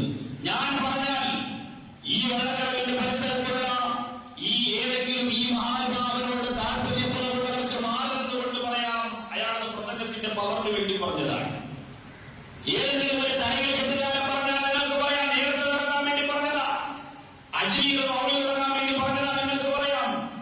എൻസൈക്ലോപീഡിയയുമായി ബന്ധപ്പെട്ട് 90 ലക്ഷത്തിൽ ഒരാളെങ്കിലും ഇസ്ലാമിലേക്ക് വരാൻ ഗുണമുണ്ട് എന്ന കണക്കിൽ കൊണ്ടുവരാൻ പറ്റുമോ സഹോദരങ്ങളെ? 90 ലക്ഷം ജനങ്ങളാ ലോകത്ത് ആർക്കാണ് സാധിക്കുക? അവർക്ക് എങ്ങനെയാണ് ഇസ്ലാമിലേക്ക് വന്നത്? പ്രസംഗം കേട്ടിട്ടാണോ? ക്ലാസ് എടുത്തിട്ടാണോ? തലയിൽ കൈവച്ച് പ്രാർത്ഥന നടത്തിയിട്ടാണോ? വാദ കാണിച്ചത് കേട്ടിട്ടാണോ? ഈ 90 ലക്ഷത്തിൽ 80 ലക്ഷം ഇസ്ലാമിലേക്ക് വന്നത് ഒറ്റ നോട്ടം കൊണ്ട് മാത്രമാണ്. സുബ്ഹാനല്ലാഹ്. ഖാജാ മുഈനുദ്ദീൻ ചിശ്തി ഒരൊറ്റ നോട്ടം നോക്കിയപ്പോൾ 80 ലക്ഷം ആളുകളാണ് ഇസ്ലാമിലേക്ക് വന്നത്. മോനെ, മുഹമ്മദ് നബി സല്ലല്ലാഹു അലൈഹി വസല്ലം ഒക്കെ എത്രയോ താഴെയാണ്. 23 വർഷക്കാലം നബിതങ്ങൾ ആഗ്രഹിച്ചിട്ടും ആഗ്രഹത്തോടെ നോക്കിയിട്ടും അവിടുത്തെ പിതാമഹനപ്പം അവിടുത്തെ പിതൃവ്യനെ പോലും ഇസ്ലാമിലേക്ക് കൊണ്ടുവരാൻ നബിതങ്ങൾക്ക് കഴിയുന്നില്ല. എത്രയോ ആളുകളെയാണ് നബിതങ്ങൾക്ക് വല്ലാത്ത ആഗ്രഹമുണ്ടായിരുന്നു. അബൂജഹൽ ഇസ്ലാമിലേക്ക് വരണമെന്ന് റസൂലുള്ളാഹിക്ക് ആഗ്രഹമുണ്ട്, റസൂലുള്ള നോക്കിയിട്ടുണ്ട്. പക്ഷേ ഇസ്ലാമിലേക്ക് വരാൻ അവർക്ക് കഴിയുന്നില്ല. ഇവിടെ ഇതാ മുഈനുദ്ദീൻ ചിശ്തിയുടെ ഖബറിന്റെ അടുത്തേക്ക് പോകാൻ, ആ ജാറത്തിലേക്ക് ആളുകളെ റിക്രൂട്ട്മെന്റ് ചെയ്യാൻ ഈ പ്രസംഗിച്ച മുസ്ലിയാരാരാ? നൗഷാദ് ബാഖവി എന്ന് പറയുന്ന എന്ന പേരുള്ള ഈ പ്രദേശങ്ങളിലൊക്കെ പ്രസംഗിക്കുന്ന ഒരാളാണ്. അദ്ദേഹമാ പറയുന്നത്, ഒരൊറ്റ നോട്ടം കൊണ്ട് 80 ലക്ഷം ആളുകൾ ഇസ്ലാമിലേക്ക് വന്നു. ബാക്കി 10 ലക്ഷം എങ്ങനെ വന്നെന്നറിയില്ല. 90 ലക്ഷത്തിൽ 80 ലക്ഷം ഒരൊറ്റ നോട്ട്. അതെങ്ങനെ നോക്കിയെന്ന് എനിക്കറിയില്ല കേട്ടോ. എല്ലാരെയും ഒരു സദസ്സിൽ ഒരുമിച്ച് കൂട്ടിയിട്ട് 30 രൂപ നിങ്ങളൊരു നോട്ട് നോക്കിയതാണോ എന്ന് എന്നോട് ചോദിക്കരുത്. 80 ലക്ഷത്തിന് ഒരൊറ്റ നോട്ടം കൊണ്ട് ഇസ്ലാമിലേക്ക് കൊണ്ടുവന്നു. എന്നാലേ ഈ നോക്കിയ കക്ഷി ആരാണെന്നറിയോ? ഈ നോക്കിയ കക്ഷി ഒന്നാന്തരം ഷീഇയാണ്. ഖാജാ മുഈനുദ്ദീൻ ചിശ്തി എന്ന് വിളിക്കപ്പെടുന്നയാള് ഷീഈ പ്രവർത്തകനാണ്. അദ്ദേഹത്തിന്റെ ഖബറിടം ഇപ്പോഴും സംരക്ഷിക്കുന്നതും അവിടെ പ്രവർത്തനങ്ങൾ നടത്തുന്നതും ഷിയാക്കളാണ്. സംശയം ഉണ്ടെങ്കിൽ പോയി നോക്കിക്കോളി, അജ്മീറിൽ പോയി നോക്കിക്കോളി. ഒന്നാന്തരം ഷിയാക്കൾപ്പെട്ട ആളുകളാണ്. അപ്പോ ഈ ആളുകളൊക്കെ മരിച്ചവരെ വിളിച്ചു തേടാൻ വേണ്ടിയാണ് ഇങ്ങനെ പലതരത്തിലുള്ള ജാടകളും പലതരത്തിലുള്ള വർത്തമാനങ്ങളും പറയാ.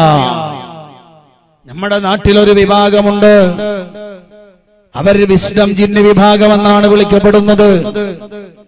ആ വിസ്ഡം ജിന്ന് വിഭാഗം ഉയർത്തിവിട്ട പുതിയ ആദർശം അതിങ്ങനെ പ്രചരിച്ച് അവസാനം അതിലുള്ള ആളുകൾക്ക് വരെ തങ്ങൾ എന്താണ് പറയുന്നതെന്ന് അറിയാത്തൊരവസ്ഥയിലേക്ക് എത്തുകയാണ്. നേരത്തെ പറയുന്നത് ജിന്നുകളോട് സഹായം തേടണോ വേണ്ടയോ പറ്റുമോ ഇല്ലയോ, അതൊക്കെ ഇവിടെ നിന്നോട്ട്, ഞാൻ അങ്ങോട്ട് ഇപ്പൊ കടക്കുന്നില്ല. വേറെ ചില വിഷയങ്ങൾ പറയാനുള്ളത് കൊണ്ടാണ്. എന്നാൽ ഇവരുടെ കൂട്ടത്തിലെ ഇപ്പോൾ സോഷ്യൽ മീഡിയയിലൊക്കെ സജീവമായി നിറഞ്ഞു നിൽക്കുന്ന ഒരാൾ, അയാൾ KNM-ന്റെ പ്രവർത്തകർക്ക് കൊടുത്തൊരു മറുപടി ഉണ്ട്. കേട്ടു നോക്കിക്കോളൂ നിങ്ങളത്. പൊന്നുമോനെ, മരിച്ചവർ കേൾക്കുകയാണെങ്കിൽ കാണുകയാണെങ്കിൽ അറിയുകയാണെങ്കിൽ നേരിട്ട് ഉത്തരം ചെയ്യട്ടെ എന്ന് വിശ്വസിച്ചിട്ടാണോ ഒരുത്തം സഹായം ചോദിച്ചത് എങ്കിൽ അത് ഷിർക്കല്ല. ഷിർക്ക് കാരണം അള്ളാഹുവിൽ പങ്കേർക്കല. മരിച്ചു പോയവർ കേൾക്കുകയാണെങ്കിൽ കാണുകയാണെങ്കിൽ അറിയുകയാണെങ്കിൽ നേരിട്ട് ഉത്തരം ചെയ്യട്ടെ എന്ന ഉപകാരം ചെയ്യട്ടെ എന്ന അർത്ഥത്തിൽ വിശ്വസിച്ചിട്ടാണ് ഒരു ഖുറാഫി പറഞ്ഞതെങ്കിൽ അത് ഷിർക്കല്ല. എങ്ങനുണ്ട്? വിസ്ഡം ജിന്നുവാദികൾ ഇപ്പോഴെത്തിയ മേഖല എവിടെയാ? മരിച്ചവരെ വിളിച്ചൊരാൾ തേടിയാൽ, ഒരാൾ വിളിച്ച് സഹായം തേടിയാൽ മരിച്ചവര് കേൾക്കട്ടെ, മരിച്ചവര് കേൾക്കും, മരിച്ചവര് കാണും, മരിച്ചവരറിയും, മരിച്ചവര് സഹായിക്കും, കഴിയുമെങ്കിൽ അവർ സഹായിക്കട്ടെ എന്നിങ്ങനെ വിചാരിച്ചുകൊണ്ട് മരിച്ചവരോട് തേടിയാൽ അത് ശിർക്കല്ല. എവിടെ എത്തി? ഇവരും ഈ നാട്ടിലെ ഒരു ഖുറാഫിന്ന് അങ്ങോട്ട് വിളിക്കുമ്പോ ഒരു ഖുറാഫിന്ന് പോലെ ഇങ്ങോട്ടും വിളിക്കണ്ട, അത് വേറെ വിഷയമാണ്. മനസ്സിലായില്ലേ? ഇവരങ്ങോട്ട് തമസ്സക്കാരെ ഖുറാഫികൾ എന്ന് വിളിക്കും, അവരിങ്ങോട്ട് ഇവരെയും ഖുറാഫികൾ എന്ന് വിളിക്കും. കാരണം എന്താ? ഏകദേശം രണ്ടും ഒരേ രൂപത്തിൽ ഇപ്പൊ സഞ്ചരിക്കുകയാണ്, ഒരേ രൂപത്തിൽ പോകാണ്. അപ്പൊ മരിച്ചവരെ വിളിക്കണമെങ്കിൽ ഇയാൾ പറഞ്ഞെന്താ? സഹായിക്കാൻ അവർക്ക് കഴിയുമെന്നാണ് ഇയാൾ വിശ്വസിക്കുന്നതെങ്കിൽ, അവരെ നേരിട്ട് ഉത്തരം ചെയ്യാൻ കഴിയുമെന്നാണ് വിശ്വസിക്കുന്നതെങ്കിൽ അങ്ങനെ വിശ്വസിച്ചോട്ടെ, വിശ്വസിച്ച് വിളിച്ചാൽ ശിർക്കല്ല എന്നല്ലേ? എന്നാൽ ഒരു മുസ്ലിയാരതാ പറയുന്നു, കേട്ടോളൂ. അപ്പൊ ധൈര്യത്തിന് പോയിട്ട് പറഞ്ഞോളി, വലിയ നിങ്ങൾക്കുള്ള കറാമത്ത് തന്നെ ഞങ്ങൾക്കറിയാലോ. നിങ്ങൾക്ക് നമ്മളെ ഉള്ളു നോക്കാൻ അറിയും, എനക്ക് നിങ്ങളെ ഉള്ളു നോക്കാൻ അറിയോ? നിങ്ങൾ എത്ര ആൾ നിസ്കരിച്ചിട്ടില്ല എന്ന് എനിക്ക് പറയാൻ കഴിയോ? സ്വന്തം നിസ്കരിച്ചിട്ടുണ്ടോ എന്ന് മുപ്പർക്കും അറിയില്ല. ഞാൻ നിസ്കരിച്ചിട്ടുണ്ടോ ഇല്ലെന്ന് നിങ്ങൾക്ക് പറയാൻ കഴിയോ? അല്ല, മുപ്പർക്കും പറയാൻ പറ്റൂല. നിങ്ങളെ കൽബിൽ ഈമാൻ ഉണ്ടോ ഇല്ലെന്ന് എനിക്ക് പറയാൻ കഴിയോ? ഇപ്പൊ പറയാൻ പറ്റൂല, മരിച്ചാ പറയാൻ പറ്റും. ഇപ്പൊ പറയാൻ പറ്റൂല, ഇപ്പൊ നിങ്ങൾ ജീവിച്ചിരിക്കുകയാണ്. കാന്തപുര അബൂബക്കർ മുസ്ലിയാർക്ക് ഇപ്പൊ പറയാൻ പറ്റുമോ? ഇല്ല. മരിച്ചാ പറയാൻ പറ്റും. ഉള്ള ആൾ അബ്ദുറഹ്മാൻ കുഞ്ഞിക്കോയ തങ്ങൾക്ക് ജീവിച്ചിരുന്നപ്പോ പറയാൻ പറ്റുമോ? ഇല്ല. എന്നാ ഇപ്പൊ പറയാൻ പറ്റുമോ? പറ്റും. അതല്ല വിശ്വാസം. നബിക്ക് കഴിയും, റസൂലിന് കഴിയും, ഔലിയാക്കന്മാർക്ക് കഴിയും. ആള് വലിയല്ല, ഔലിയാക്കന്മാർക്ക് എനിക്ക് കഴിയില്ല. എന്താ? ഞാൻ ഒലിയല്ല. ആരാടോ ഒലി എന്ന് പറഞ്ഞാൽ ഇൻ ഔലിയാഉഹു ഇല്ലൽ മുത്തഖൂൻ. ഖുർആൻ മറ്റൊരു സ്ഥലത്ത് പറഞ്ഞു, അല്ലദീന ആമനൂ വകാനൂ യത്തഖൂൻ. ഈമാനുള്ള തഖ്വയുള്ള ആളുകളെയാണ് പറഞ്ഞോളി വലി എന്ന് പറയാ. നിങ്ങൾ ആലോചിച്ച് നോക്കൂ, ഈ കാസർഗോഡ് വലിയ ഒരു മഹലുണ്ടെന്ന് വിചാരിക്കും. ആ മഹലിൽ ഇസ്ലാം ആദ്യകാലം മുതൽ വന്നതല്ലേ? 6-ാം അഥവാ ഹിജറ 6-ാം വർഷം ഇസ്ലാം കേരളത്തിൽ വന്നിട്ടുണ്ട്. പള്ളി ഉണ്ടാക്കിയതിന്റെ ചരിത്രമുണ്ട്. ആ കാലഘട്ടം മുതൽ ഈ കാലഘട്ടം വരെ നിങ്ങൾ നോക്കിയാൽ കേരളത്തിൽ ഖബർ കെട്ടിപ്പൊക്കപ്പെട്ടിരിക്കുന്നത് ഔലിയാഇന്റെ ഖബറാണെന്നല്ലേ പറയാ? ഞാൻ ചോദിക്കട്ടെ, ഈ നാടുകളിൽ വലിയായി ഖബർ കെട്ടിപ്പൊക്കപ്പെട്ട ആളുകൾ മാത്രമേ ഉണ്ടായിട്ടുള്ളൂ? വേറെ ആരും വലിയില്ലേ? അതിന്റെ അർത്ഥം മുഅ്മിനുകളായ ഒരാളും ഇല്ല എന്നാണോ നിങ്ങൾ വിശ്വസിക്കുന്നത്? കണ്ടോ? അപ്പൊ എന്താ അത് പറയണത്? ഔലിയായിന് കഴിയും, അവർക്ക് കറാമത്ത് കൊടുത്തിട്ടുണ്ട്, അതുകൊണ്ട് അവർക്കത് മനസ്സ് വായിക്കാൻ കഴിയും. അകത്തുള്ള വസ്തുവിനെ പോലെ കാൺമാൻ ഞാൻ നിങ്ങളെ കൽഭാഗം എന്നോവർ. ഈ കുപ്പിന്റെ ഉള്ളിൽ എന്തെങ്കിലും ഒരു സാധനം വെച്ചാൽ എങ്ങനെ കാണും നമ്മക്ക്? അതുപോലെ നമ്മളെ കൽബിന്റെ ഉള്ളിൽ നബിമാർക്കറിയാം, ഔലിയാക്കൾക്കറിയാം. ഒരു നബിക്കും അറിയില്ല, ഒരു വലിയനും അറിയില്ല. ഇത് ഇസ്ലാമിക പ്രമാണം പഠിക്കണം. മുഹിയുദ്ദീൻ മാല ഓതിയാൽ തെളിവാകില്ല. മുഹിയുദ്ദീൻ മാല അല്ലല്ലോ ഇസ്ലാമിന്റെ പ്രമാണം. മുഹിയുദ്ദീൻ മാല ഉണ്ടാക്കിയത് ഖാദി മുഹമ്മദാണ്. അദ്ദേഹം ഉണ്ടാക്കിയത് പോലും മുഹിയുദ്ദീൻ ശൈഖിന്റെ കിതാബ് വെച്ചിട്ടുണ്ടാക്കിയതല്ലല്ലോ. പിന്നെയോ അവർ സ്വന്ന ബൈത്തിന്നും ബഹിജ കിതാബിന്നും അങ്ങനെ തക്മീല തെന്നിന്നും കണ്ടോ. അവർ സ്വന്ന ബൈത്ത് മുഹിയുദ്ദീൻ ശൈഖിന്റെതല്ല, ബഹിജ കിതാബ് മുഹിയുദ്ദീൻ ശൈഖിന്റെതല്ല, തക്മീല ശൈഖിന്റെതല്ല. പിൽക്കാലത്ത് ആരോ എഴുതിവിട്ട വാറോലകൾ ചേർത്ത് വെച്ചുകൊണ്ട് ശൈഖ് അവറുകളുടെ പേരിൽ നുണ പറഞ്ഞുകൊണ്ട് വർത്തമാനം പറഞ്ഞാൽ ഇസ്ലാമിൽ അത് തെളിവാവുകയില്ല. നബി സല്ലല്ലാഹു അലൈഹി വസല്ലമക്ക് അടുത്തു വന്നു നിൽക്കുന്ന ആളുടെ ഉള്ളറിയാൻ പറ്റുമോ? ഇല്ല.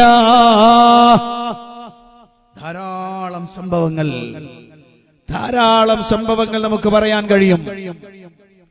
നിങ്ങൾ നോക്കൂ, ബീർ മഊനയിൽ കൊല്ലപ്പെട്ട 70ഓളം സ്വഹാബികൾ, അവർ കൊല ചെയ്യപ്പെടാനുള്ള കാരണം റസൂലുള്ളാഹിന്റെ അടുത്ത് വന്ന ഒരു കൂട്ടർ പറയുന്നു, നബിയേ, ഞങ്ങളെ നാട്ടിലെ ആളുകൾ ഇസ്ലാം മതം വിശ്വസിച്ചിട്ടുണ്ട്, ഞങ്ങൾക്ക് ഖുർആൻ പഠിക്കണം, അതുകൊണ്ട് കുറച്ച് ഹാഫിളീങ്ങളെ വിട്ടുതരണം, അധ്യാപകന്മാരെ തരണം. ഈ വരുന്ന ആളുകൾ ഈ സ്വഹാബികളെ കൊണ്ടുപോയി കൊല ചെയ്യാനാണ് വരുന്നത്. അവരുടെ മനസ്സിൽ അത് മറച്ചു വെച്ചിരുന്നു. പക്ഷേ മനസ്സ് വായിക്കാൻ റസൂലുള്ളാഹിക്ക് അറിയില്ലല്ലോ. നബിതങ്ങൾ ആളെ അയച്ചു കൊടുക്കുന്നു. ബീർ മഊന എന്നറിയപ്പെടുന്ന ആ കിണറിന്റെ സമീപത്ത് വെച്ച് റസൂലുള്ളാഹിന്റെ സഹാബികളെ നിഷ്കരണം അവർ കൊന്നുകളയുകയാണ്. ഈ വിവരമതാ മദീനയിലുള്ള നബിതങ്ങൾക്ക് അറിയാൻ കഴിയുന്നില്ല. പോരാ പ്രിയപ്പെട്ട മുസ്ലിമീങ്ങളെ, അതാ ജിബ്രീൽ അലൈഹിസ്സലാത്തു വസ്സലാം എന്ന് അറിയിക്കുമ്പോഴല്ലാതെ നബിതങ്ങൾ അത് മനസ്സിലാക്കിയില്ല. കുപ്പിയാകത്തുള്ള വസ്തുവിനെ പോലെ കാൺമാഞ്ഞ നിങ്ങളെ കൽബകമെന്നോവർ. ഇത് ഇസ്ലാമിക പ്രമാണങ്ങളിൽ ഇല്ലാത്തതാണ്. അപ്പൊ നമ്മ പോയിട്ട് നിൽക്കുമ്പോ എന്നെ വലിയനറിയും, വലിയ ഈമാൻ ഭർത്തില്ല, ഡിമ്മാണ് ഈമാൻ. അപ്പൊ പറയണം അവരോട്, എന്റെ ഈമാൻ കാമിലാക്കി തരണം വലിയേ. അവർക്ക് കഴിയുമെന്ന് പറഞ്ഞാൽ അവർക്ക് കഴിയുമെന്ന് പറഞ്ഞാ നിങ്ങൾ ആലോചിച്ച് നോക്കണേ. വലിയുകളിൽ ഏറ്റവും വലിയ ആരെന്നറിയുമോ? സയ്യിദുനാ വഹബീബുനാ വഖുറത്തു അയുനിനാ മുസ്തഫ മുഹമ്മദ് സ്വല്ലല്ലാഹു അലൈഹി വസല്ലമയാണ്. അല്ലാഹുവിനോട് ഏറ്റവും അടുത്തയാള്, അല്ലാഹുക്ക് ഏറ്റവും ഇഷ്ടപ്പെട്ടയാള്. റസൂലുള്ളാഹി പറഞ്ഞല്ലോ, അന ഖലീലുല്ലാഹ് വഅന ഹബീബുല്ലാഹ്. ഞാൻ അല്ലാഹുവിന്റെ ഇഷ്ടക്കാരനാണ്, ഞാൻ അല്ലാഹുവിന്റെ ചങ്ങാതിയാണ്. ആ നബിക്ക് ഈമാൻ കൊടുക്കാൻ കഴിഞ്ഞുവോ? ആ നബിക്ക് ഹിദായത്ത് പ്രദാനം ചെയ്യാൻ കഴിഞ്ഞുവോ? തന്റെ പിതൃവൻ മരിക്കാൻ കിടക്കുകയാണ്. യാ അമ്മി ഖുൽ ലാ ഇലാഹ ഇല്ലല്ലാഹ്. ഏ പിതൃവ്യാ, നിങ്ങൾ ലാ ഇലാഹ ഇല്ലല്ലാഹ് എന്നൊന്ന് പറയുമോ? പറയാൻ കഴിഞ്ഞില്ല.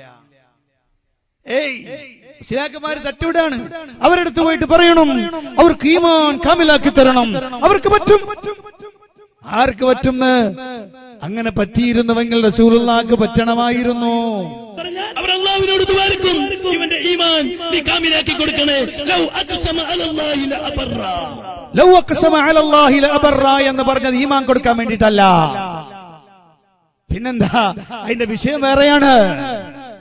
അത് വിഷയം വേറെയാണ്.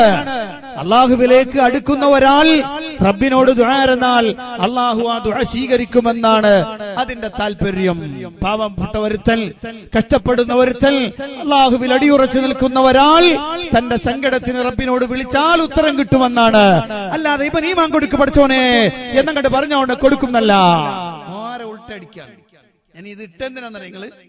വിസ്ഡം ജിന്നുവാദികൾ പറയുന്നു മരിച്ചുപോയ ആളുകൾക്ക് അവർക്ക് കഴിവ് കൊടുക്കിട്ടി, അവർ കഴിവുണ്ടെങ്കിൽ സഹായിക്കട്ടെ, അവർ കേൾക്കുന്നെങ്കിൽ കേൾക്കട്ടെ, കാണുന്നെങ്കിൽ കാണട്ടെ, സഹായിക്കുമെങ്കിൽ സഹായിക്കട്ടെ എന്ന് നനച്ച് മരിച്ചവരോട് വിളിച്ചാൽ അത് ശിർക്കല്ല. സുബ്ഹാനല്ലാഹ്. നിങ്ങൾ ആലോചിച്ച് നോക്കണേ. ഇവര് പറയണു അതൊക്കെ കിട്ടും. ഞങ്ങളെ ആളുകൾക്ക് ഇതൊക്കെ കിട്ടും, ഞങ്ങളുടെ ആളുകൾക്ക് ഇതൊക്കെ കിട്ടും എന്ന് അവർ ഉറപ്പിച്ച് പറയാണ്. പക്ഷെ ഉണ്ടോ ഇല്ലെന്ന് വേറെ വിഷയമാണ്. ഉണ്ടോ ഇല്ലെന്ന് വേറെ വിഷയമാണ്. എന്തിനനേകം സ്വന്തം താൻ കിടക്കുന്നതിന്റെ തൊട്ടടുത്ത് വെച്ച പൈസപ്പെട്ടി അടിച്ചോണ്ട് പോയത് പോലും പിടിച്ചു വെക്കാൻ കഴിയില്ല ഓൽക്ക് എന്ന് ഞാൻ പറഞ്ഞൊന്നുമല്ല. നിങ്ങൾ കേട്ടോളൂ.